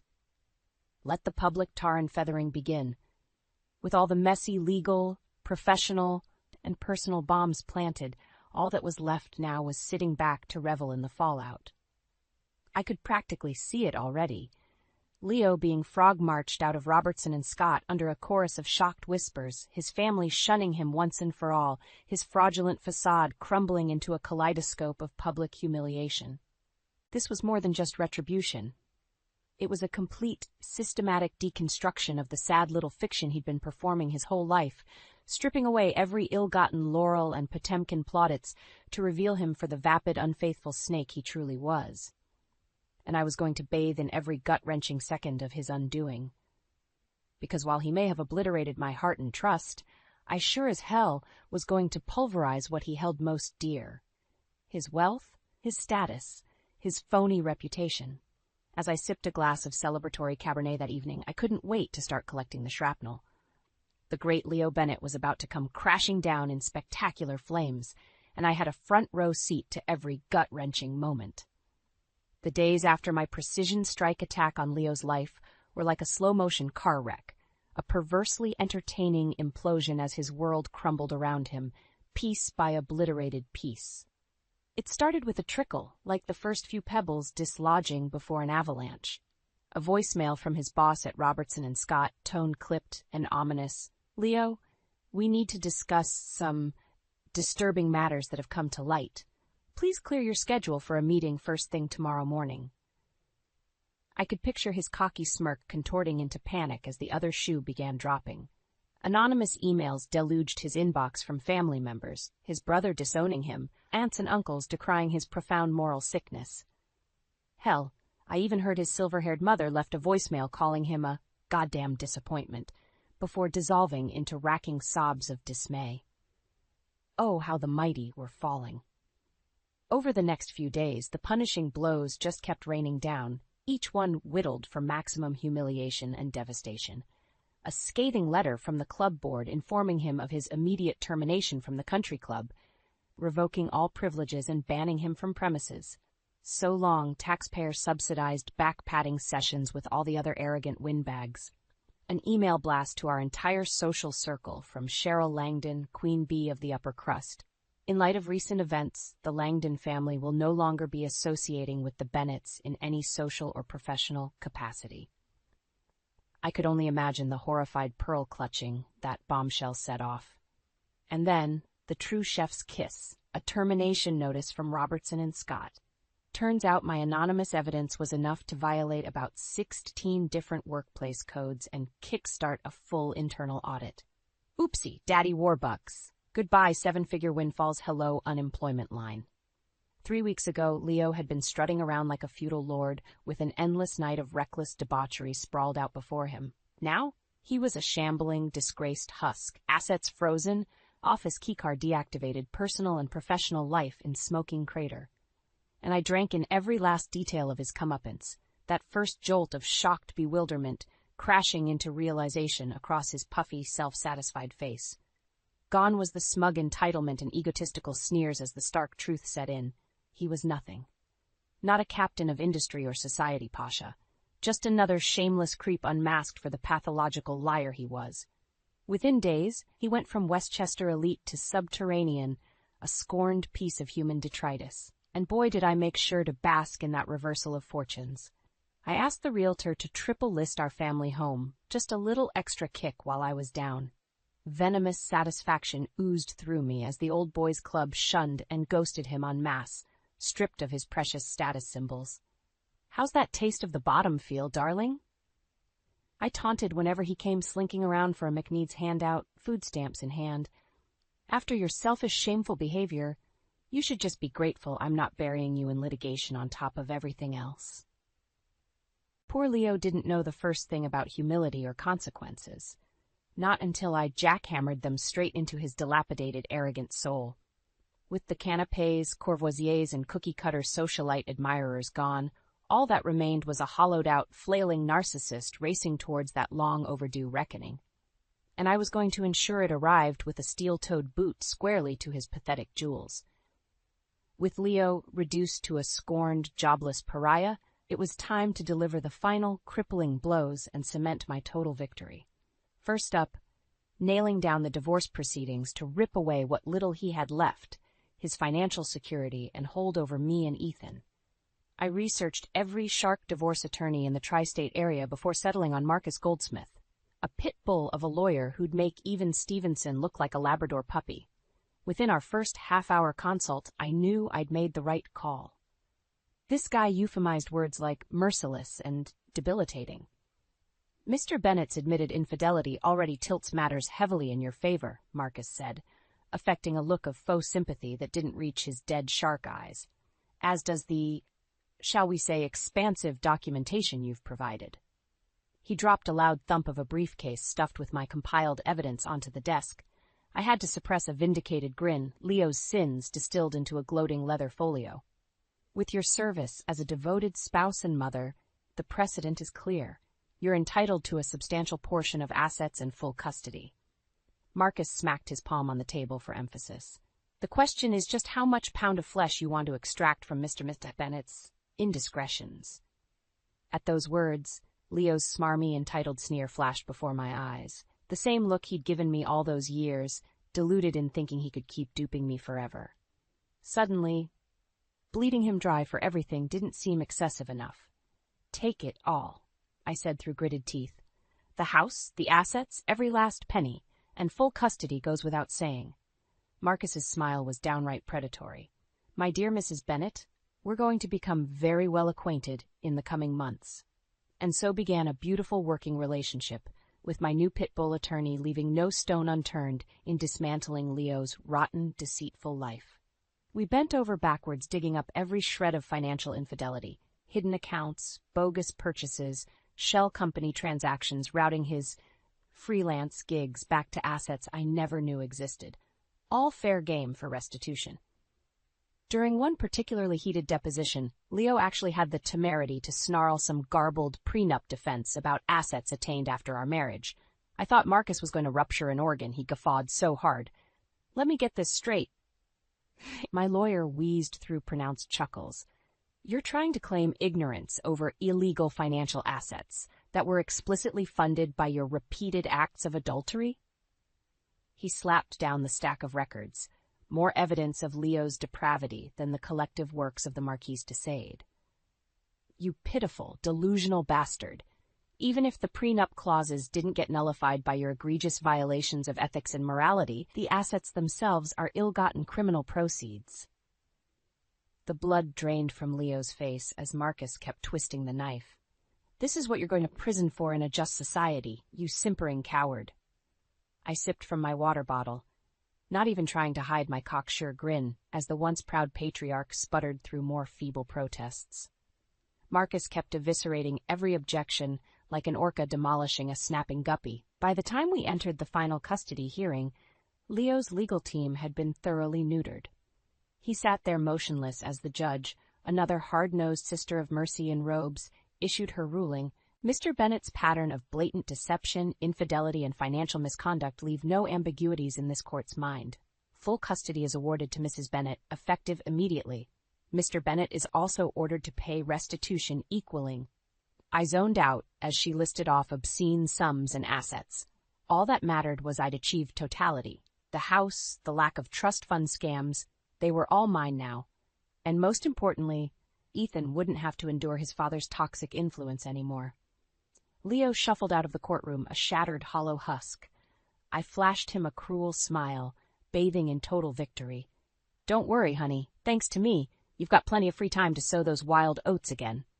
6 months later, the embers of that raging inferno had dimmed, giving way to the satisfying calm of a new normal. Gone were the dark clouds of Leo's betrayal and our toxic marriage, dissolved like grease-stained runoff after a torrential downpour. I stared out the floor-to-ceiling windows of my new downtown loft and took a deep, contented breath. This open-concept dream workspace was the first fun investment I'd made after the divorce spoils arrived, a reward for surviving the emotional napalm and emerging stronger. My freshly minted design agency was already thriving, bolstered by a string of high-profile contracts and glowing media profiles, casting me as a modern Renaissance woman. No longer was I just Leo Bennett's fashion plate housefrau, but a titan of industry and single motherhood in my own right. Of course, it helped having the sordid details of Leo's disgraceful downfall splashed across every society blog from Westchester to the Hamptons.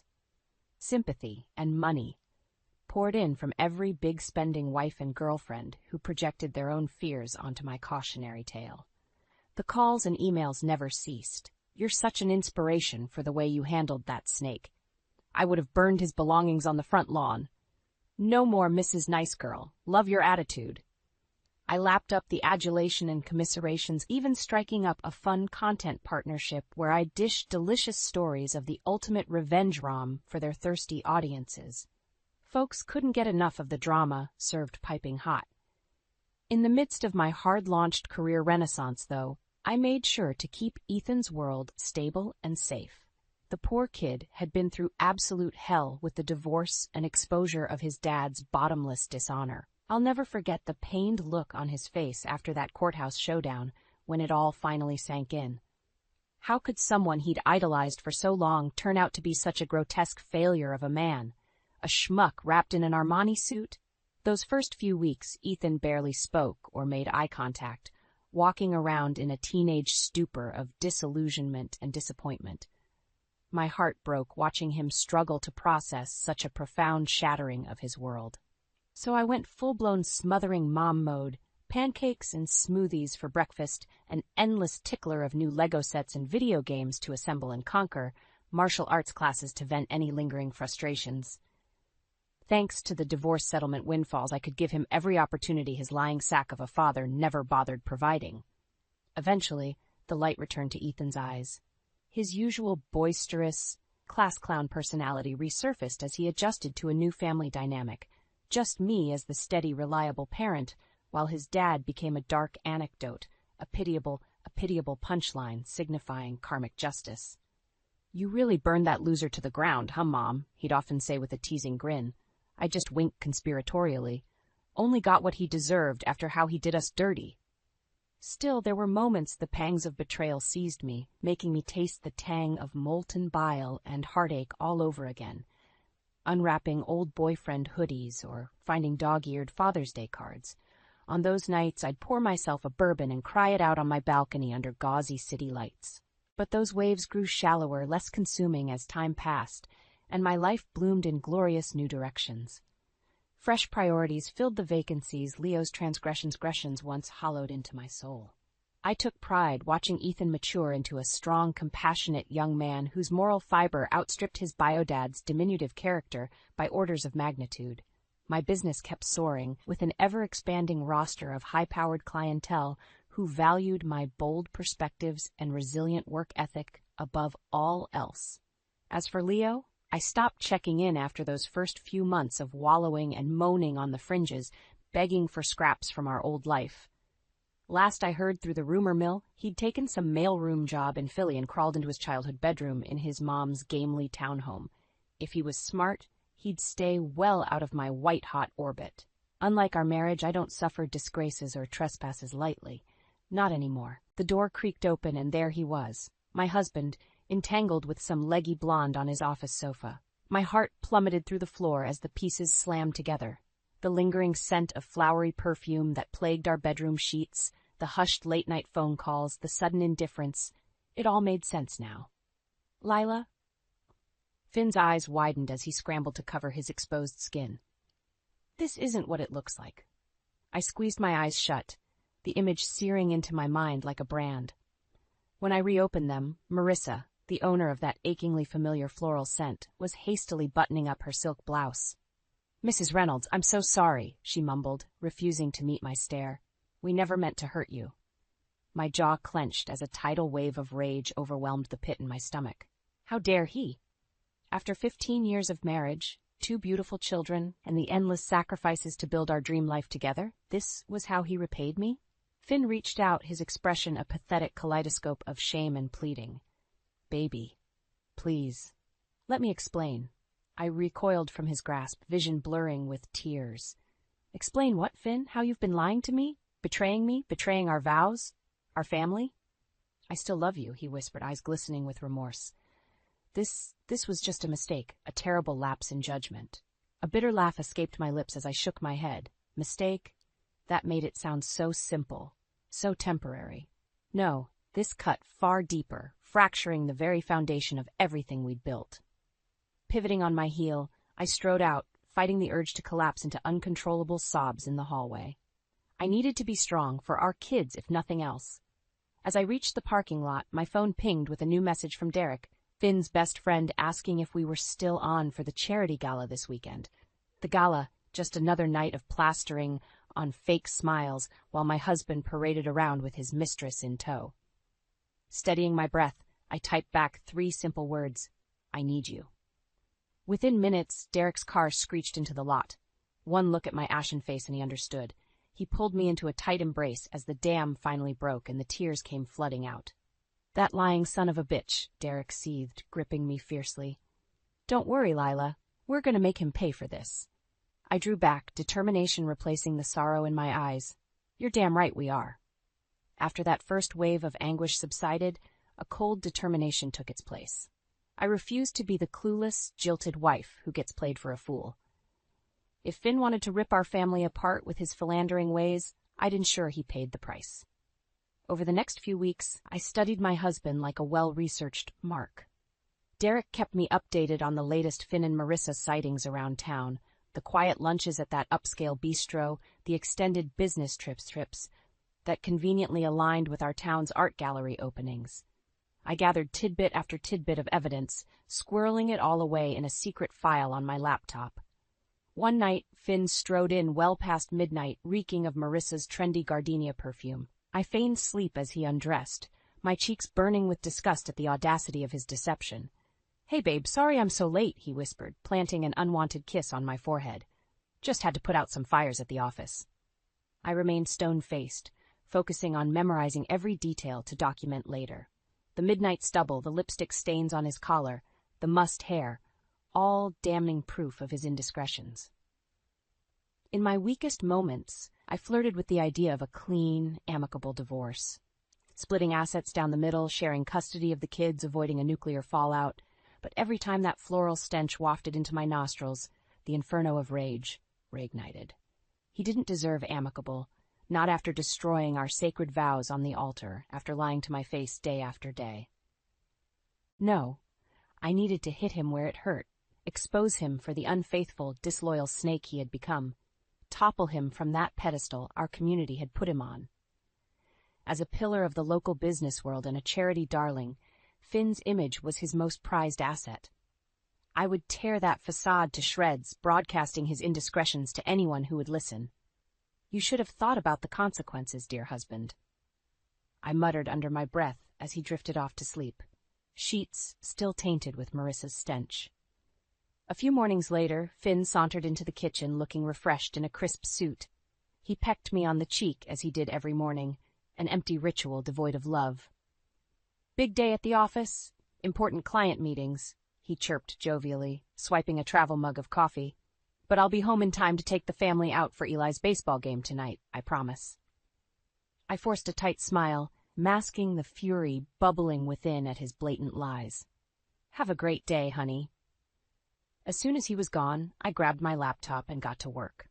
First uploading the incriminating photos and audio recordings, then meticulously documenting each indiscretion.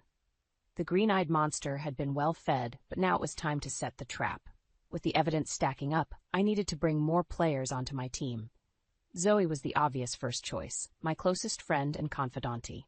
We went way back to college, bonding over being the only non-trust fund babies in our snooty social circles.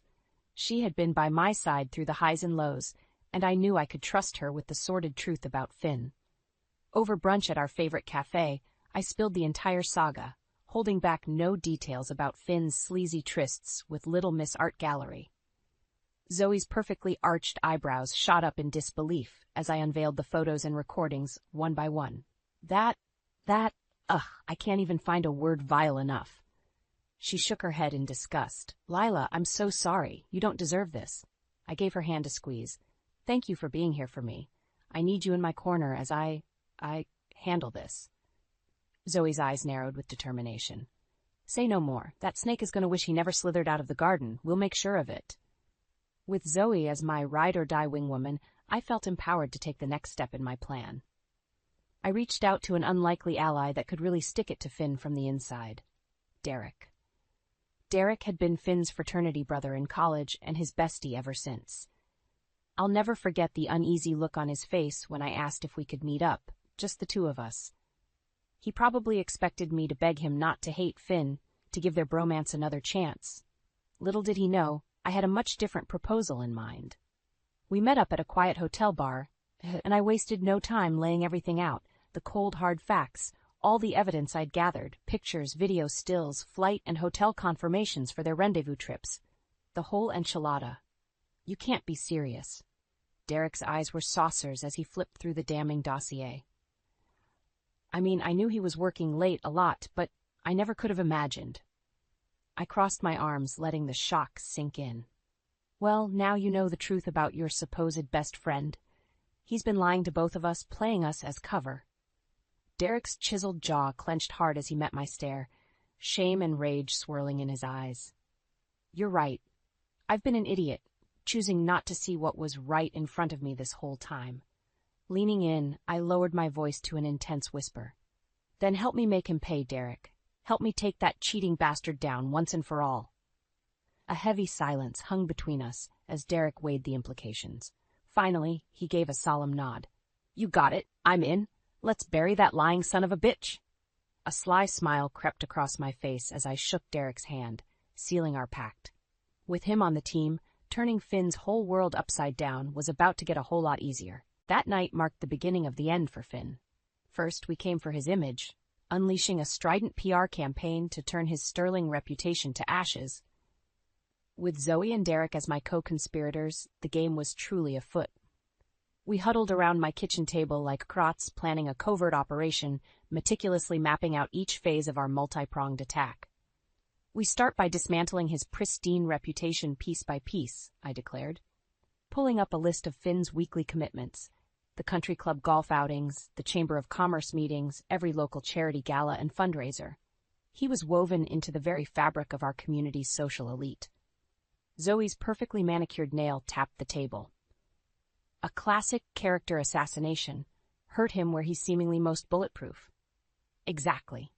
I turned to Derek with a calculated look, which is where you come in. As his oldest friend, you're going to be the Trojan horse that helps us infiltrate his inner circle.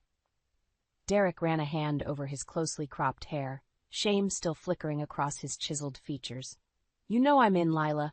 Just tell me what you need. For starters, I need you to covertly disseminate the evidence we've gathered.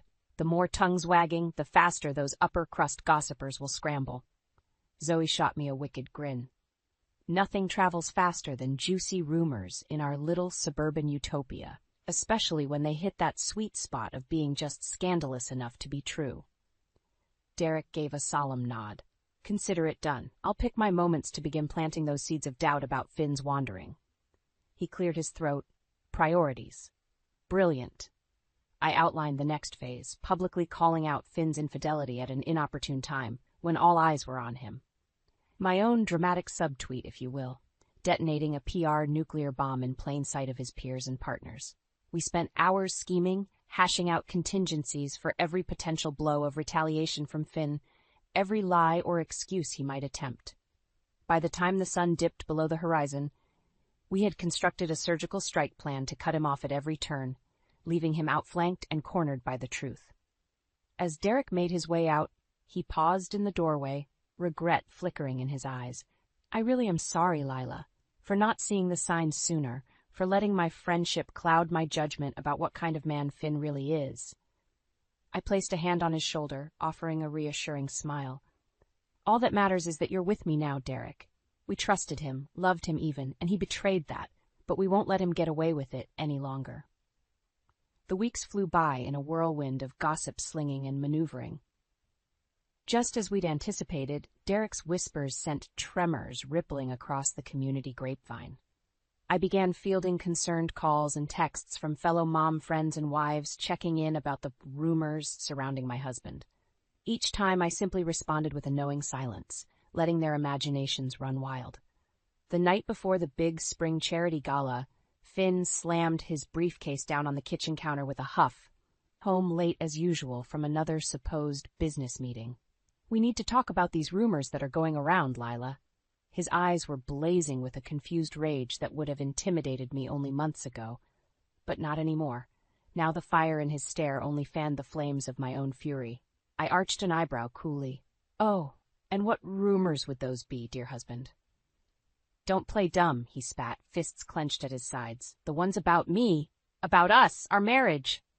A slow, vindicated smile spread across my lips. It was time for the knockout blow. You mean the ones about your affair, Finn? Your lies and betrayal? I shook my head slowly. What a shame that those whispers seem to be reaching the ears of everyone who really matters to you. The blood drained from his face as the magnitude of my vengeful scheme dawned on him. I pressed on, twisting the knife. The gala tomorrow night, that will just be the beginning of me raining fire on your broken kingdom, you sorry son of a bitch. Finn gaped at me in stunned silence, the veneer of control slipping from his face. For so long he'd underestimated me, just another pretty wife, content to live in blissful ignorance. But the look of shock and fear told me he finally understood the fury he had unleashed. You can't be serious, Lila, he stammered, anger melting into pleading desperation. Think about what you're doing here. Think about the kids. Those words only stoked the fire raging inside me. How dare he try to manipulate me with our children after shattering our family with his selfish actions? I am thinking about the kids, Finn, I said through gritted teeth. About the healthy, stable home life you've deprived them of through your reprehensible choices. Before he could respond, I turned on my heel and stormed upstairs, shutting myself in the home office. Downloading the entire dossier of evidence onto a sleek USB drive, I smirked with grim satisfaction. By this time tomorrow, Finn's immaculate reputation would be nothing but ashes scattered in the wind. The spring gala was always the marquee event of the season, with every caption of local industry and high society turning out in their finest attire to virtue signal their charitable intentions. Finn lived for these glamorous evenings, soaking up the adulation and admiring glances. Tonight, however, the spotlight would incinerate him. As we stepped onto the red carpet, I could feel the weight of hundreds of judging eyes drinking in our entrance. A passing glance revealed Marissa looking radiant in a slinky emerald gown, mingling with an oblivious cluster of local artists. My fists clenched at the sight of her carefree smile. "Everything okay, honey?" Finn's voice was tense in my ear. "You seem off." I flashed my most brilliant, vacuous smile. "Of course. Just excited for such a wonderful cause." As the event kicked into full swing, I knocked back a few glasses of liquid courage, girding myself for what was to come. When the executive director took the stage to deliver his welcome remarks, I casually made my way toward the media risers with my phone in hand. Smiling politely at the event videographer, I leaned in with a conspiratorial air. "I have something pretty huge to share. Something your viewers definitely need to see." He furrowed his brow quizzically, but handed me a spare microphone without objection. Showtime. Making my way through the teeming crowd, I ascended the grand staircase until I had a clear vantage point overlooking the entire ballroom. Every eye was glued to the stage, giving me the perfect opening. I cleared my throat loudly, clicking on the handheld mic. "Pardon me, everyone. I'm so sorry to interrupt." A hush fell over the crowd as hundreds of heads whipped around, trying to locate the source of the intrusion. Finn's face drained of color when he recognized me perched above the masses. "I'm afraid I have a rather delicate issue to address with all of you." I paused, letting the tension caramelize in the air. "You see, it involves a certain person's integrity. More specifically, their integrity as a spouse." Murmurs rippled through the crowd as I dug into my clutch, retrieving the memory drive. "I'll spare you all the gory details, but let's just say any respect or admiration you may hold for Finn Reynolds is misguided at best. You see, he's been lying to every single one of us, sneaking around, carrying on an affair behind my back." Finn's mouth moved wordlessly, panic and rage contorting his features as the weight of what I was doing hit him like a freight train. "Lila, don't," he choked out under his breath. But it was far too late. "Don't believe me?" I arched an eyebrow, feeding the incriminating drive to the videographer beside me. "See for yourselves." And just like that, the first bombshell detonated. Lurid photo and video evidence began playing on the enormous ballroom screens in excruciating high definition. With each new still or clip of Finn and Marissa entangled, the outraged gasps and murmurs intensified like a gathering storm. "Well, husband?" I glared down at the swirling vortex of scandal, reveling in my revenge. "I believe the floor is yours." A deafening silence fell over the ballroom as every eye locked on the incriminating videos playing in lurid high definition. I could practically hear the collective jaws dropping among the impeccably dressed crowd. Finn's face drained of all color, the panic setting in as he realized there was no spinning this, no way to pretend the indiscretions away. His walls were crumbling in real time. "Oh my God!" The hushed murmur from beside me drew my attention to Marissa. The haughty smile had melted from her face, replaced by a look of abject horror. Shouldering my way back through the stunned onlookers, I descended the stairs until I was standing just feet away from my disgraced husband. He opened and closed his mouth uselessly, unable to muster any coherent response. "What's the matter, dear?" I called out loudly, voice dripping with contempt. "Cat got your tongue?" Murmurs and gasps began rippling across the ballroom as the schmucks and social climbers absorbed the delicious scandal unfolding before them. Their revered philanthropist caught in such a filthy betrayal. How utterly delectable. "Lila, please," Finn finally choked out, reaching out a hand imploringly. We can work through this. Think about our family." My eyes narrowed to slits. "You should have thought about that before spreading your diseased legs for that. I turned my withering gaze on Marissa, who shrank back with shame. Pathetic. She was nothing more than a naive pawn in all this. The drone of hushed whispers swelled as more and more partygoers absorbed the unbelievable spectacle. Reputation after reputation snuffed out by mere association. Delicious, delicious chaos. Squaring my shoulders, I turned my focus back to Finn with renewed fury.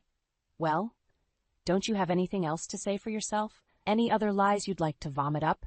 Finn worked his jaw, panic melting into indignant anger as the reality of his exposure crystallized. You're going to regret this, Leela," he seethed through gritted teeth. "You've gone too far." I barked out a bitter laugh. "Me? I've gone too far? That's rich coming from the snake who has been lying, cheating, and betraying me every single day for God knows how long."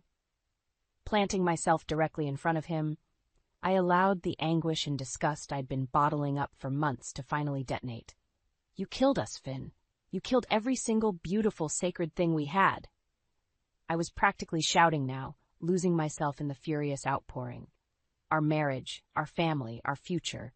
You torched it all by being a selfish, impulsive bastard who couldn't keep it in his pants. Hot, angry tears stung my cheeks as the weight of his deception truly hit me. Looking back, I could see the outrage and shock washing over every familiar face in the crowd. Neighbors, community leaders, the snobs I'd politely smiled at every week at the club brunch. All looking on in utter disbelief at the unraveling depravity of our once enviable life. Finn drew himself up to his full height, a muscle twitching in his clenched jaw. For a beat, I could see the coherent words forming as his eyes blazed with fury. But apparently thinking better of it, he turned on his heel and stormed out of the ballroom, shoving his way through the clusters of whispering onlookers. I watched him go without a shred of pity or remorse. He had brought every ounce of this hell onto himself through his sickening actions. And now there would be no going back. No chance for redemption or forgiveness. Finn Reynolds was officially a pariah. As he pushed through the ballroom doors, I noticed Marissa quickly making her escape through a side entrance, face burrowed in her hands. The pawn scurrying off of the chessboard in shame and defeat, for now the lesser of my preoccupations. Turning back to the silent, riveted ballroom audience, I lifted my chin defiantly. "I hope you all enjoyed the floor show," I called out, refusing to let the hurt seep into my voice. They would not see me weak. Not ever again. Let this be a lesson. No one takes Lila Reynolds for a fool. No one. The ballroom remained eerily silent as I made my exit, clicking across the marble floor in my designer heels. No tearful apologies, no scandalized gasps, just thick, stunned quiet in the wake of the bombshell I detonated. Part of me had expected Finn to come storming after me, pleading and bargaining in a desperate attempt to salvage his tattered reputation. But the coward was nowhere to be seen as I emerged from the venue into the crisp night air, drawing in a deep, steadying breath. Let him hide and lick his wounds. I was just getting started. Over the next few weeks, the shockwaves tore through our community like a hurricane. The unmistakable stench of scandal hung over every gossip brunch, cocktail party, and country club meeting like a dark cloud. Finn had once been the shining prince of our local business council, the benevolent philanthropist whose grateful smile graced the cover of every quarterly newsletter and fundraising gala program. Now his name was broadcast from every television and cover story, dragged through the mud amid tawdry allegations and outraged op-eds. Prominent CEO embroiled in cheating scandal. City's former Man of the Year revealed as faithless philanderer. How the town's most charitable power couple became a sordid betrayal. Clutching my morning coffee, I couldn't help but smirk at the lurid headlines. Let him wallow in the mess of his own making. I had barely gotten started on serving him his just desserts. At first, Finn employed the typical damage control tactics, a canned PR statement decrying the private matter and asking for privacy, futilely attempting to go about business as usual. But his colleagues and corporate partners were having none of it. One by one, the dominoes began to fall.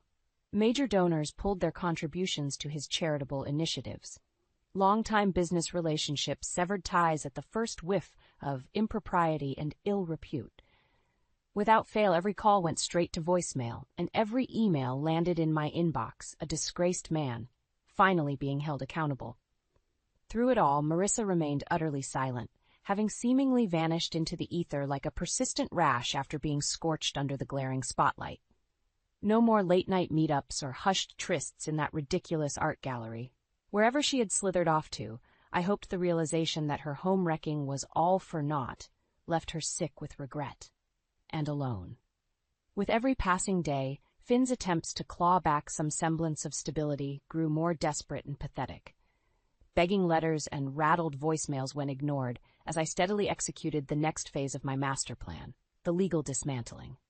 Retaining a squad of the most elite, ruthless divorce attorneys Manhattan had to offer was a substantial investment.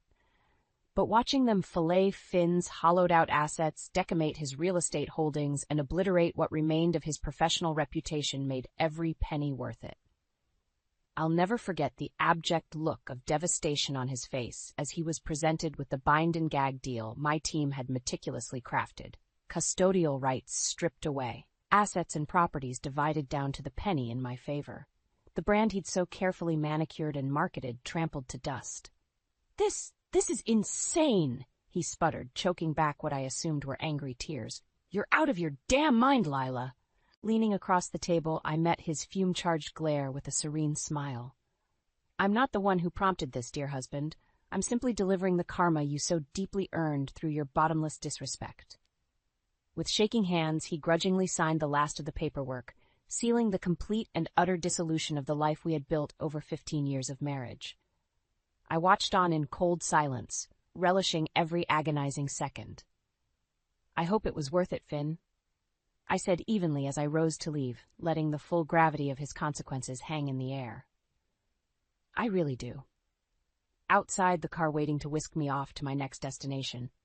A new home in the heart of the city.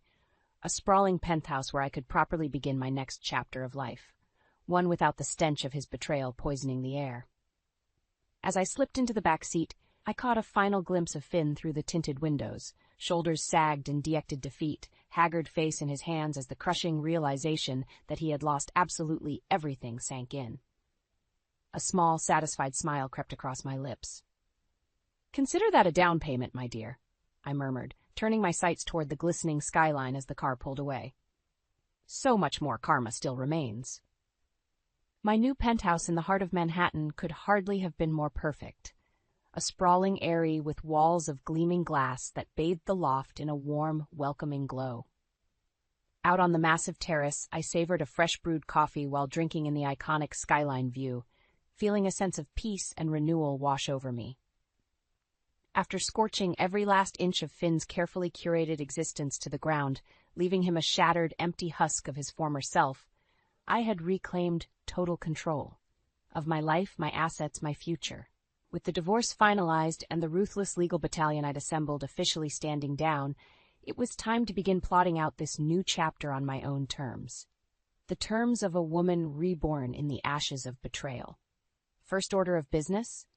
Ensuring my children's stability and well-being was accounted for, something their degenerate father had clearly deprioritized through his selfish spiral. While the custody agreement prevented me from fully extracting them from Finn's orbit, I quickly took steps to minimize their exposure to his toxicity.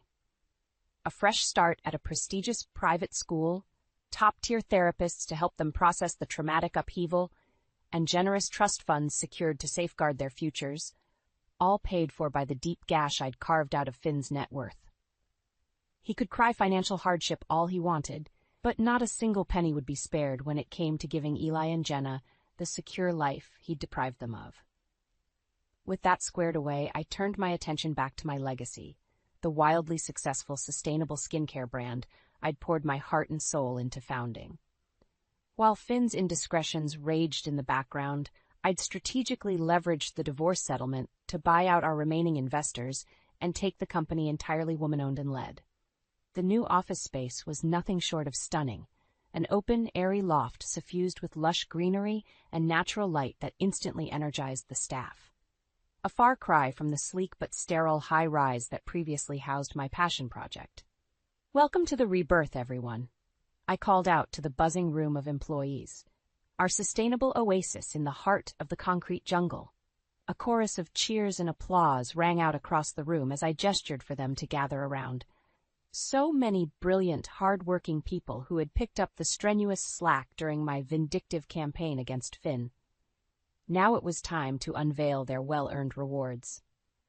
I hope you all had a chance to review the substantial bonus and equity packages waiting on your desks, I said with a warm smile. Consider that just my first gesture of gratitude for your unwavering commitment and support. Another wave of raucous cheers and applause. These were my people, the ones who had ground away in dedicated resilience, buoyed by their belief in me and our mission.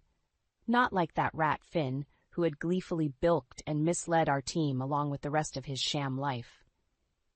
There was still plenty of work to be done in solidifying my brand's future, building out our philanthropic impact, and cementing my role as a leading voice in sustainable business and wellness.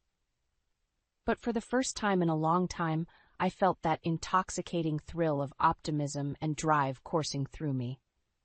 As the party wound down later that evening, Zoe pulled me aside with 2 glasses of crisp rose in hand.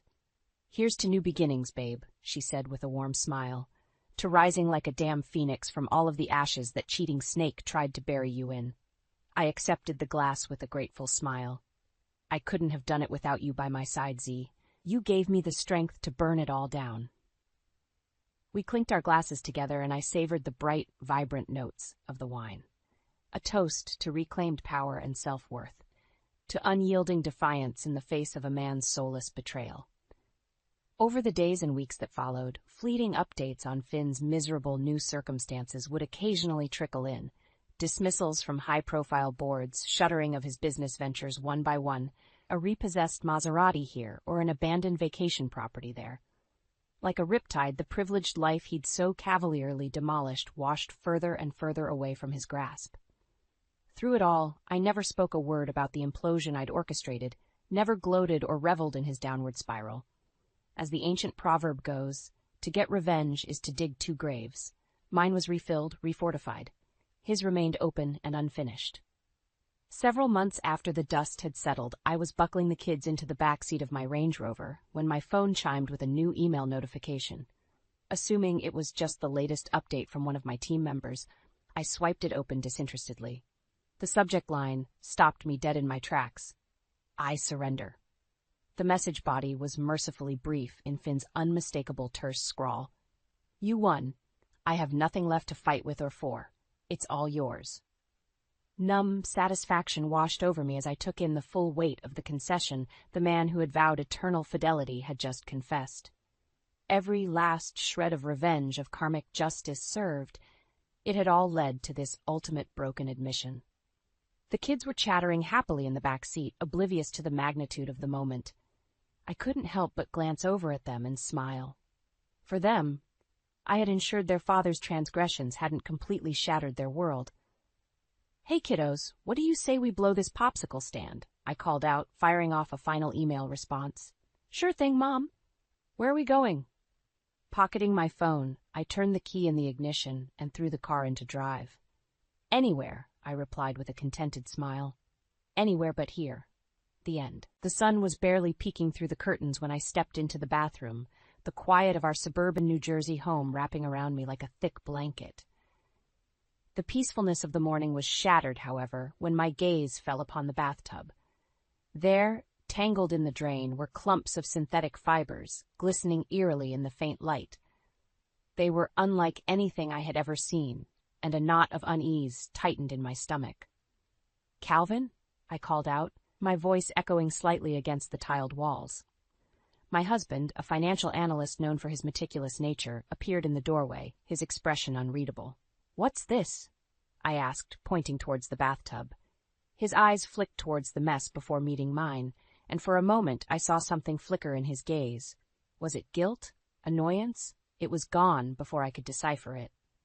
"Oh, that," Calvin began, scratching the back of his neck. "It's probably from the new cleaning product I tried. You know, the experimental one I mentioned last week."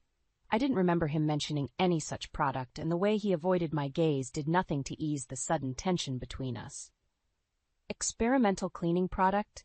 I echoed, my voice laced with skepticism. "And it leaves synthetic fibers in the tub?" He shrugged, a casual gesture that felt forced. "Seems like it. I'll clean it up, don't worry about it." But worry I did.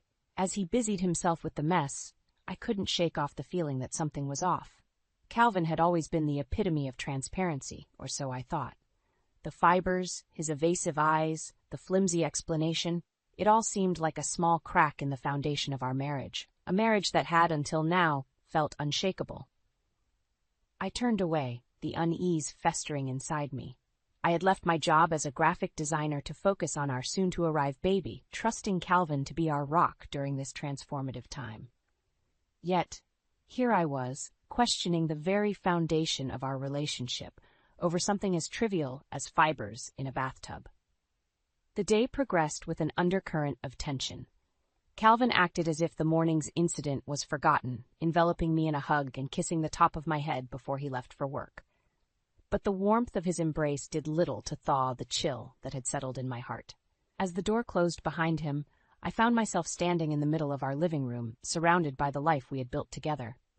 Pictures of our holidays, family gatherings, and lazy weekends adorned the walls, a testament to the love and companionship we had shared. Yet the doubt that had seated itself in my mind refused to be ignored. Determined not to let my imagination get the best of me, I decided to focus on the day ahead. There were nursery decorations to finalize and baby clothes to wash. Life, as they say, had to go on. But as I busied myself with preparations for our baby, I couldn't help but feel that the incident in the bathroom was not just a one-off anomaly, but perhaps the first whisper of a storm brewing on the horizon of our seemingly tranquil life. A week had flown by since the unsettling discovery in the bathtub, and the rhythm of our daily life seemed to have returned to its usual comforting pattern. That was until Calvin came home one evening, his hands behind his back, a smile playing on his lips. "I have a surprise for you," he announced, his eyes gleaming with a mix of excitement and something else I couldn't quite place. "What is it?" I asked, curiosity piqued, despite the lingering doubts that had taken up residence in the back of my mind. He brought his hands forward, revealing a set of luxurious-looking wellness oils.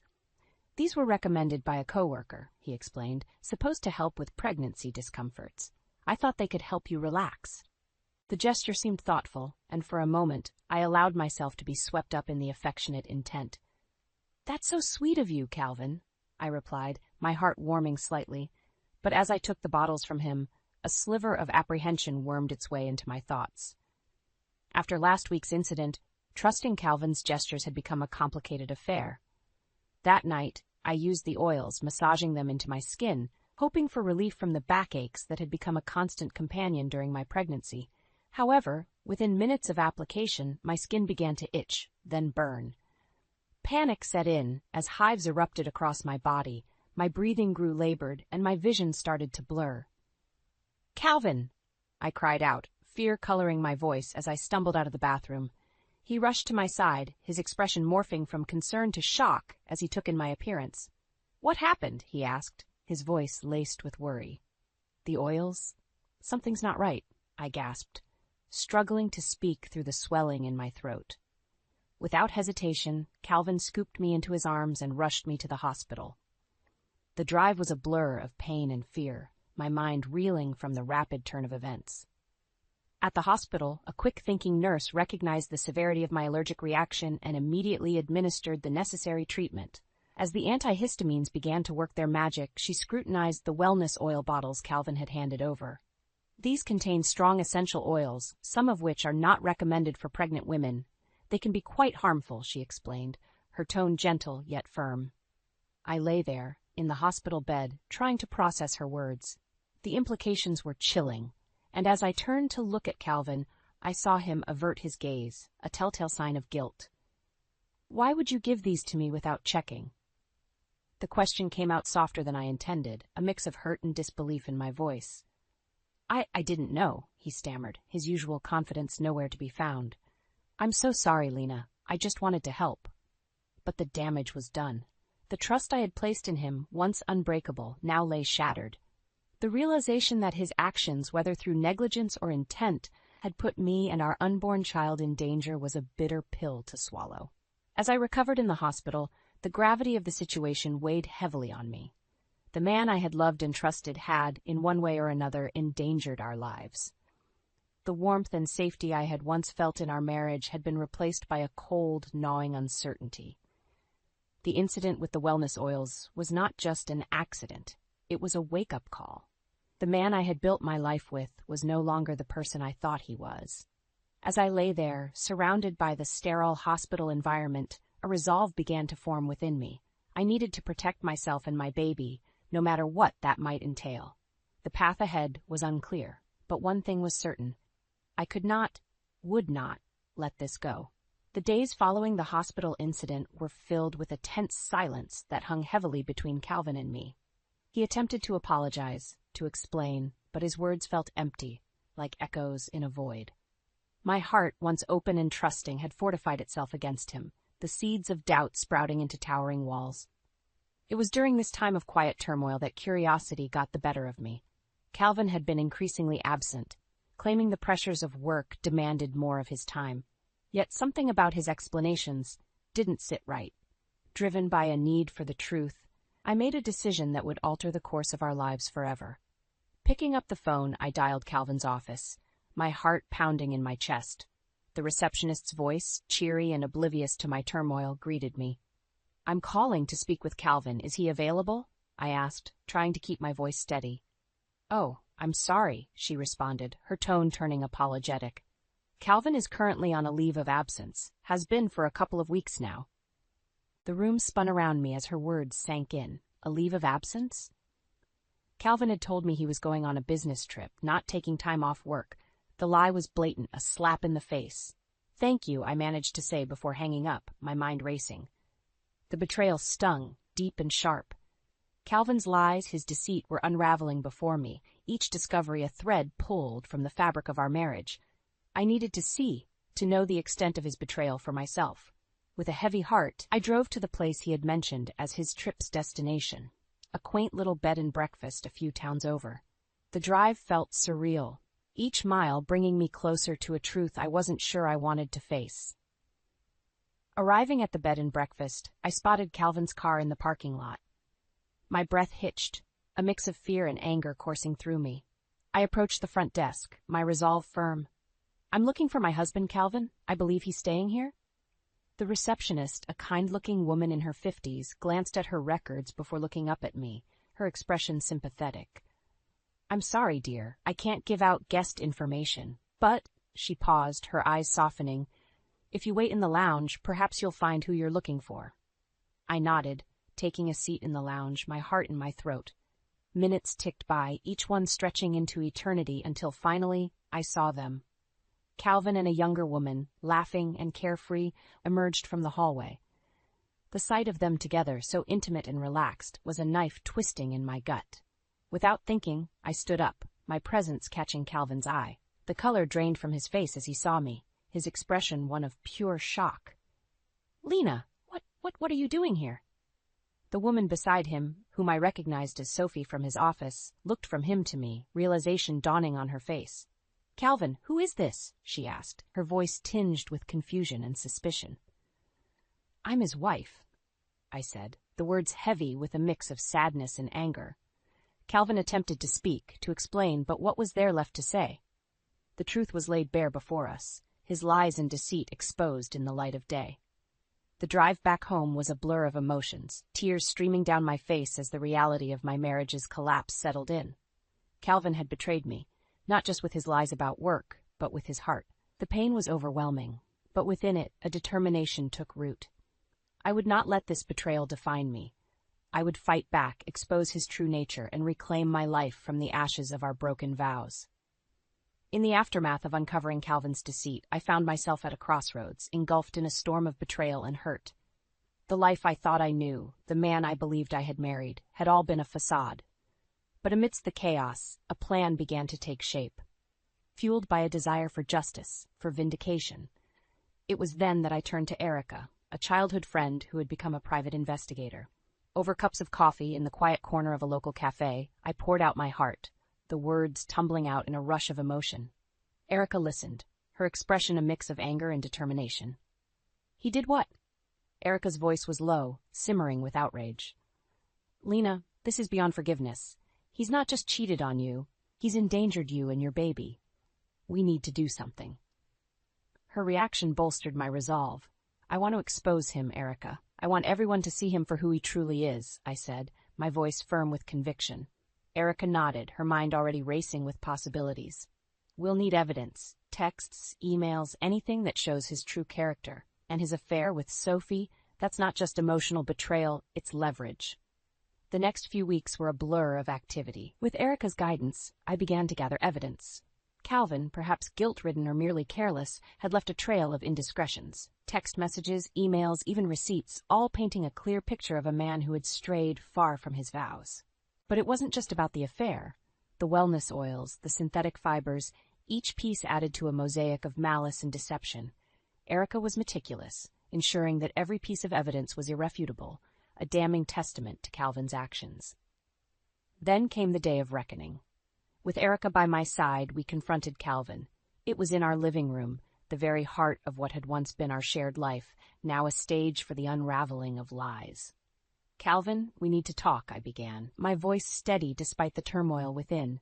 He looked between Erica and me, confusion quickly giving way to fear. "What's this about?" "It's about the truth," Erica interjected, her tone brooking no argument. "About your affair with Sophie, your lies, your attempts to harm Lena." Calvin's facade cracked, his usual charm and confidence dissolving into panic.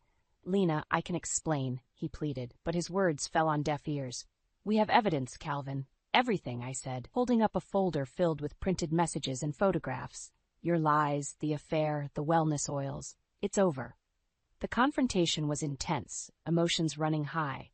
Calvin floundered, his excuses and pleas for forgiveness ringing hollow. For the first time, I saw him for who he truly was, not the man I had married, but a stranger cloaked in deceit. In the end, Calvin left, his departure marking the end of our marriage but the beginning of my journey towards healing.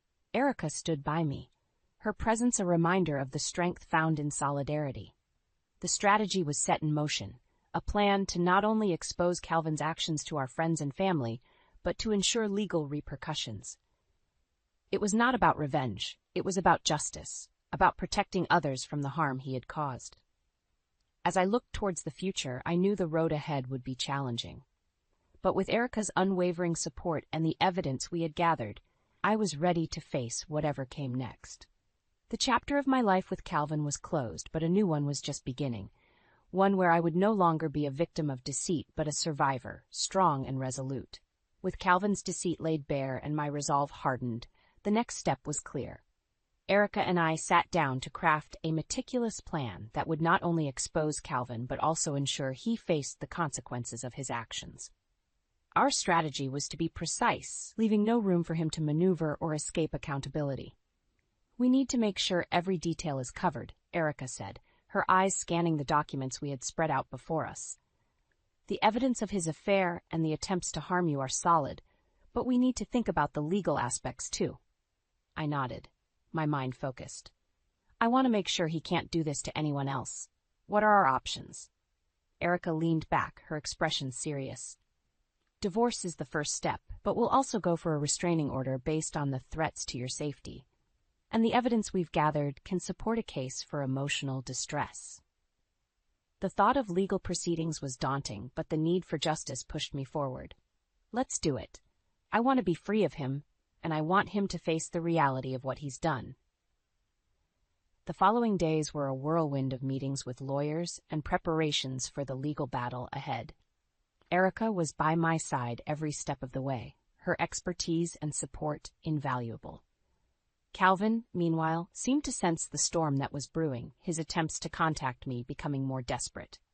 Then came the day we confronted him publicly. It was at a local community event, a place where the facade he had so carefully maintained would crumble for all to see. As we approached him, the crowd's murmur provided a backdrop to the drama that was about to unfold. "Calvin," I called out, my voice steady despite the pounding of my heart. He turned, his face going pale as he saw Erica and me standing before him.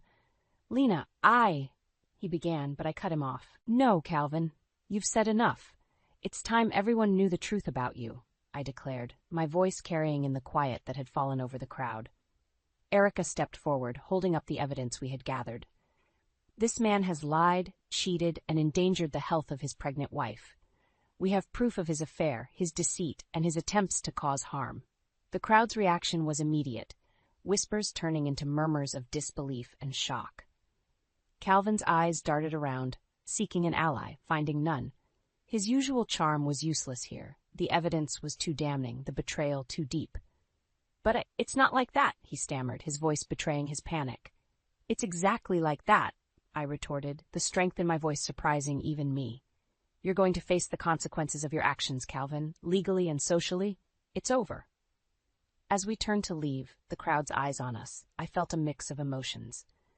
There was satisfaction in exposing Calvin, yes, but also a profound sense of relief. The weight I had been carrying was finally lifting, the path to healing and moving forward becoming clearer. The legal battles that followed were challenging, filled with moments of doubt and fear. But with Erica's unwavering support and the strength I found within myself, I navigated each hurdle. Calvin's facade of respectability was shattered, his actions laid bare for all to see. As the final gavel fell, granting me the divorce and the protection I sought, a chapter of my life closed. But in its place, a new one began, one of hope, resilience, and newfound strength. Calvin's betrayal would always be a part of my story, but it would not define me. I was moving forward, stronger and more determined than ever. The culmination of our efforts against Calvin was a meticulously planned public confrontation, designed to strip away the last vestiges of his deceitful facade. Erica and I chose a well-attended local event, ensuring a maximum audience for Calvin's unmasking. The air was charged with tension as we made our way through the crowd, the folder of evidence firm in my grip. As we approached Calvin, who was engaged in a lively conversation with unsuspecting acquaintances, I felt a surge of adrenaline.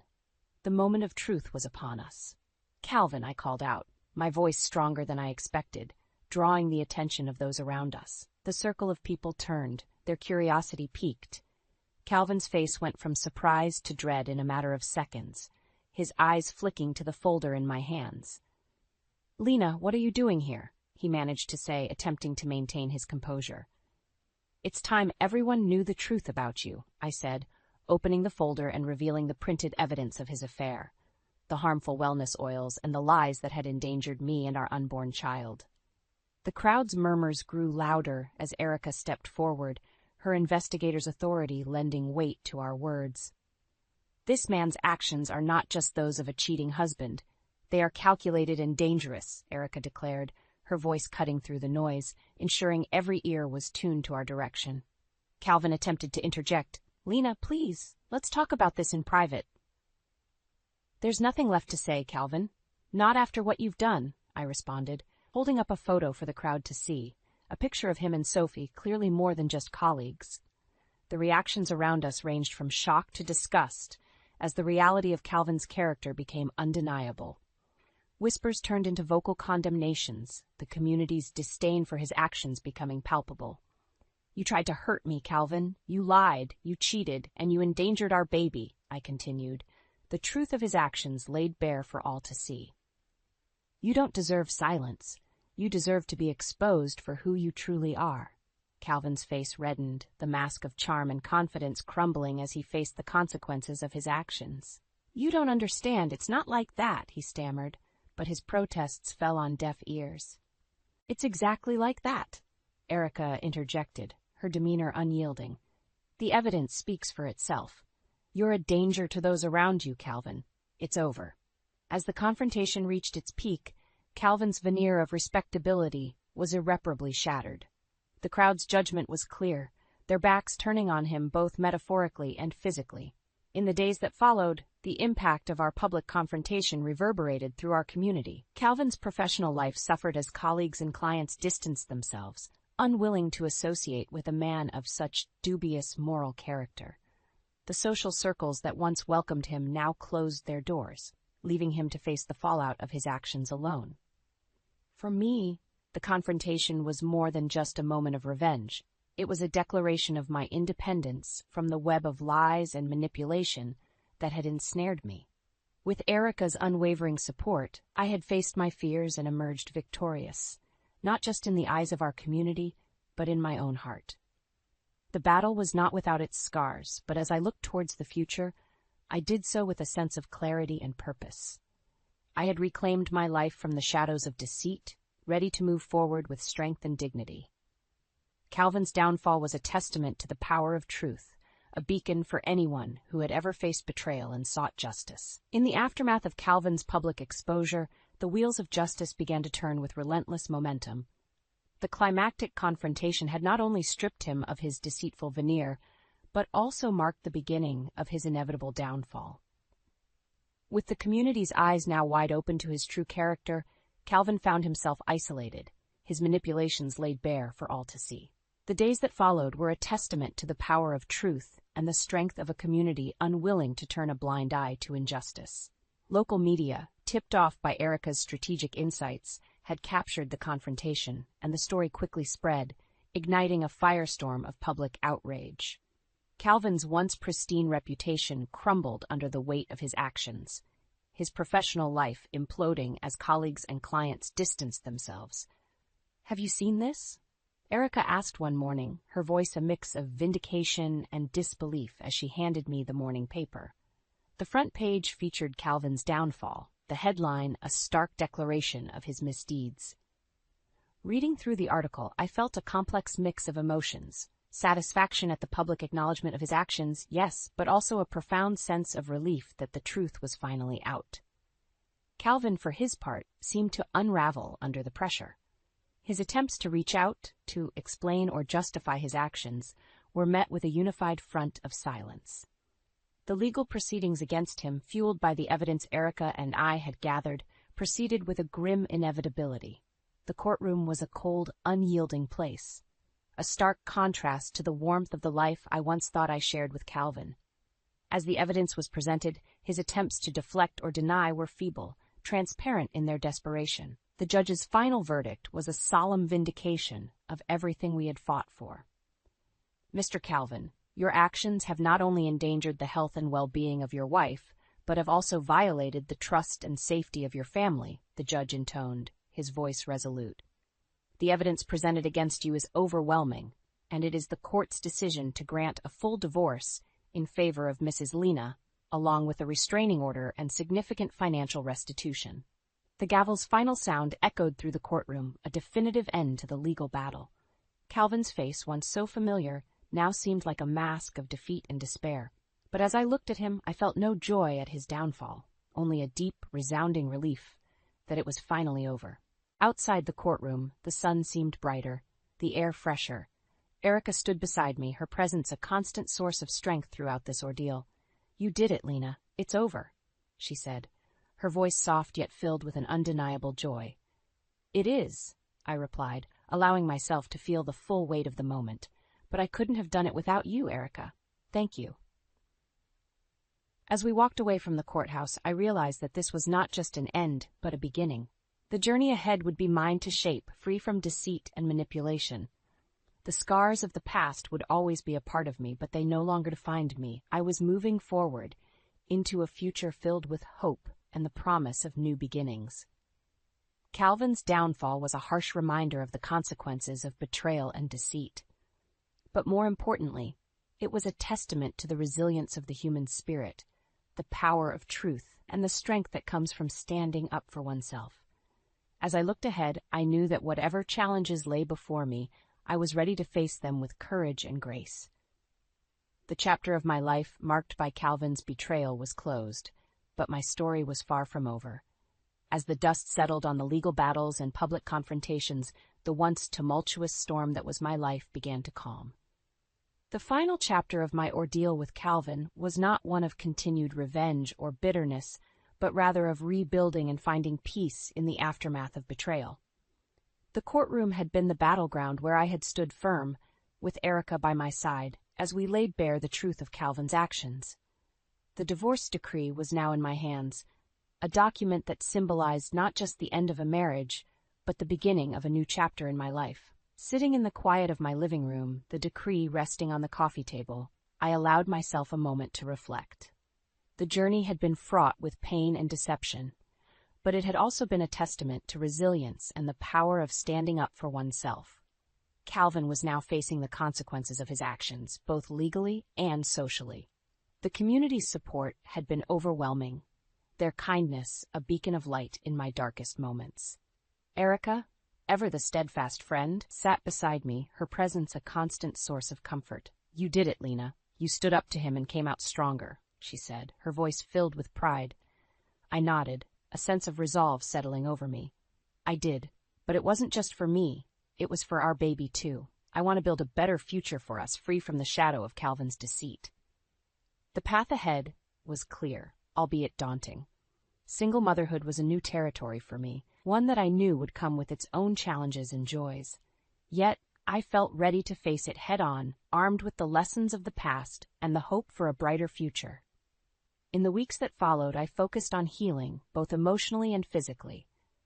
The nursery, once a source of contention, became a labor of love, each detail meticulously chosen to create a sanctuary for my child. Erica was a constant presence, her laughter and support a reminder that I was not alone in this journey. The community around me rallied, their gestures of support small beacons of light in the rebuilding of my life. From meals to baby supplies, their kindness underscored the fact that, while the path I was on was my own, I was surrounded by a network of support.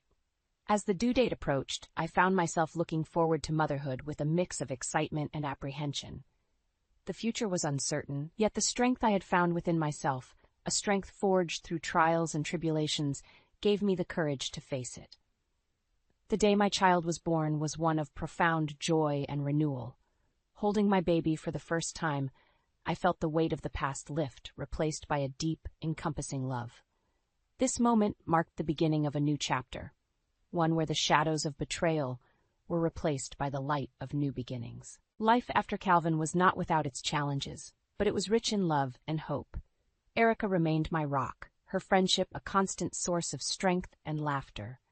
My child, a beacon of innocence and joy, reminded me daily of the resilience of the human spirit. As I navigated the waters of single motherhood, I did so with the knowledge that I had faced the worst in someone, and had emerged not just surviving, but thriving. The betrayal that had once threatened to break me had instead been the catalyst for growth and empowerment. The final chapter of this ordeal was not written in the words of revenge, but in the actions of rebuilding and moving forward. My story, once marred by deception, was now a testament to resilience, a narrative of a woman who had faced the depths of betrayal and emerged stronger, her spirit unbroken, her heart open to the promise of a new day.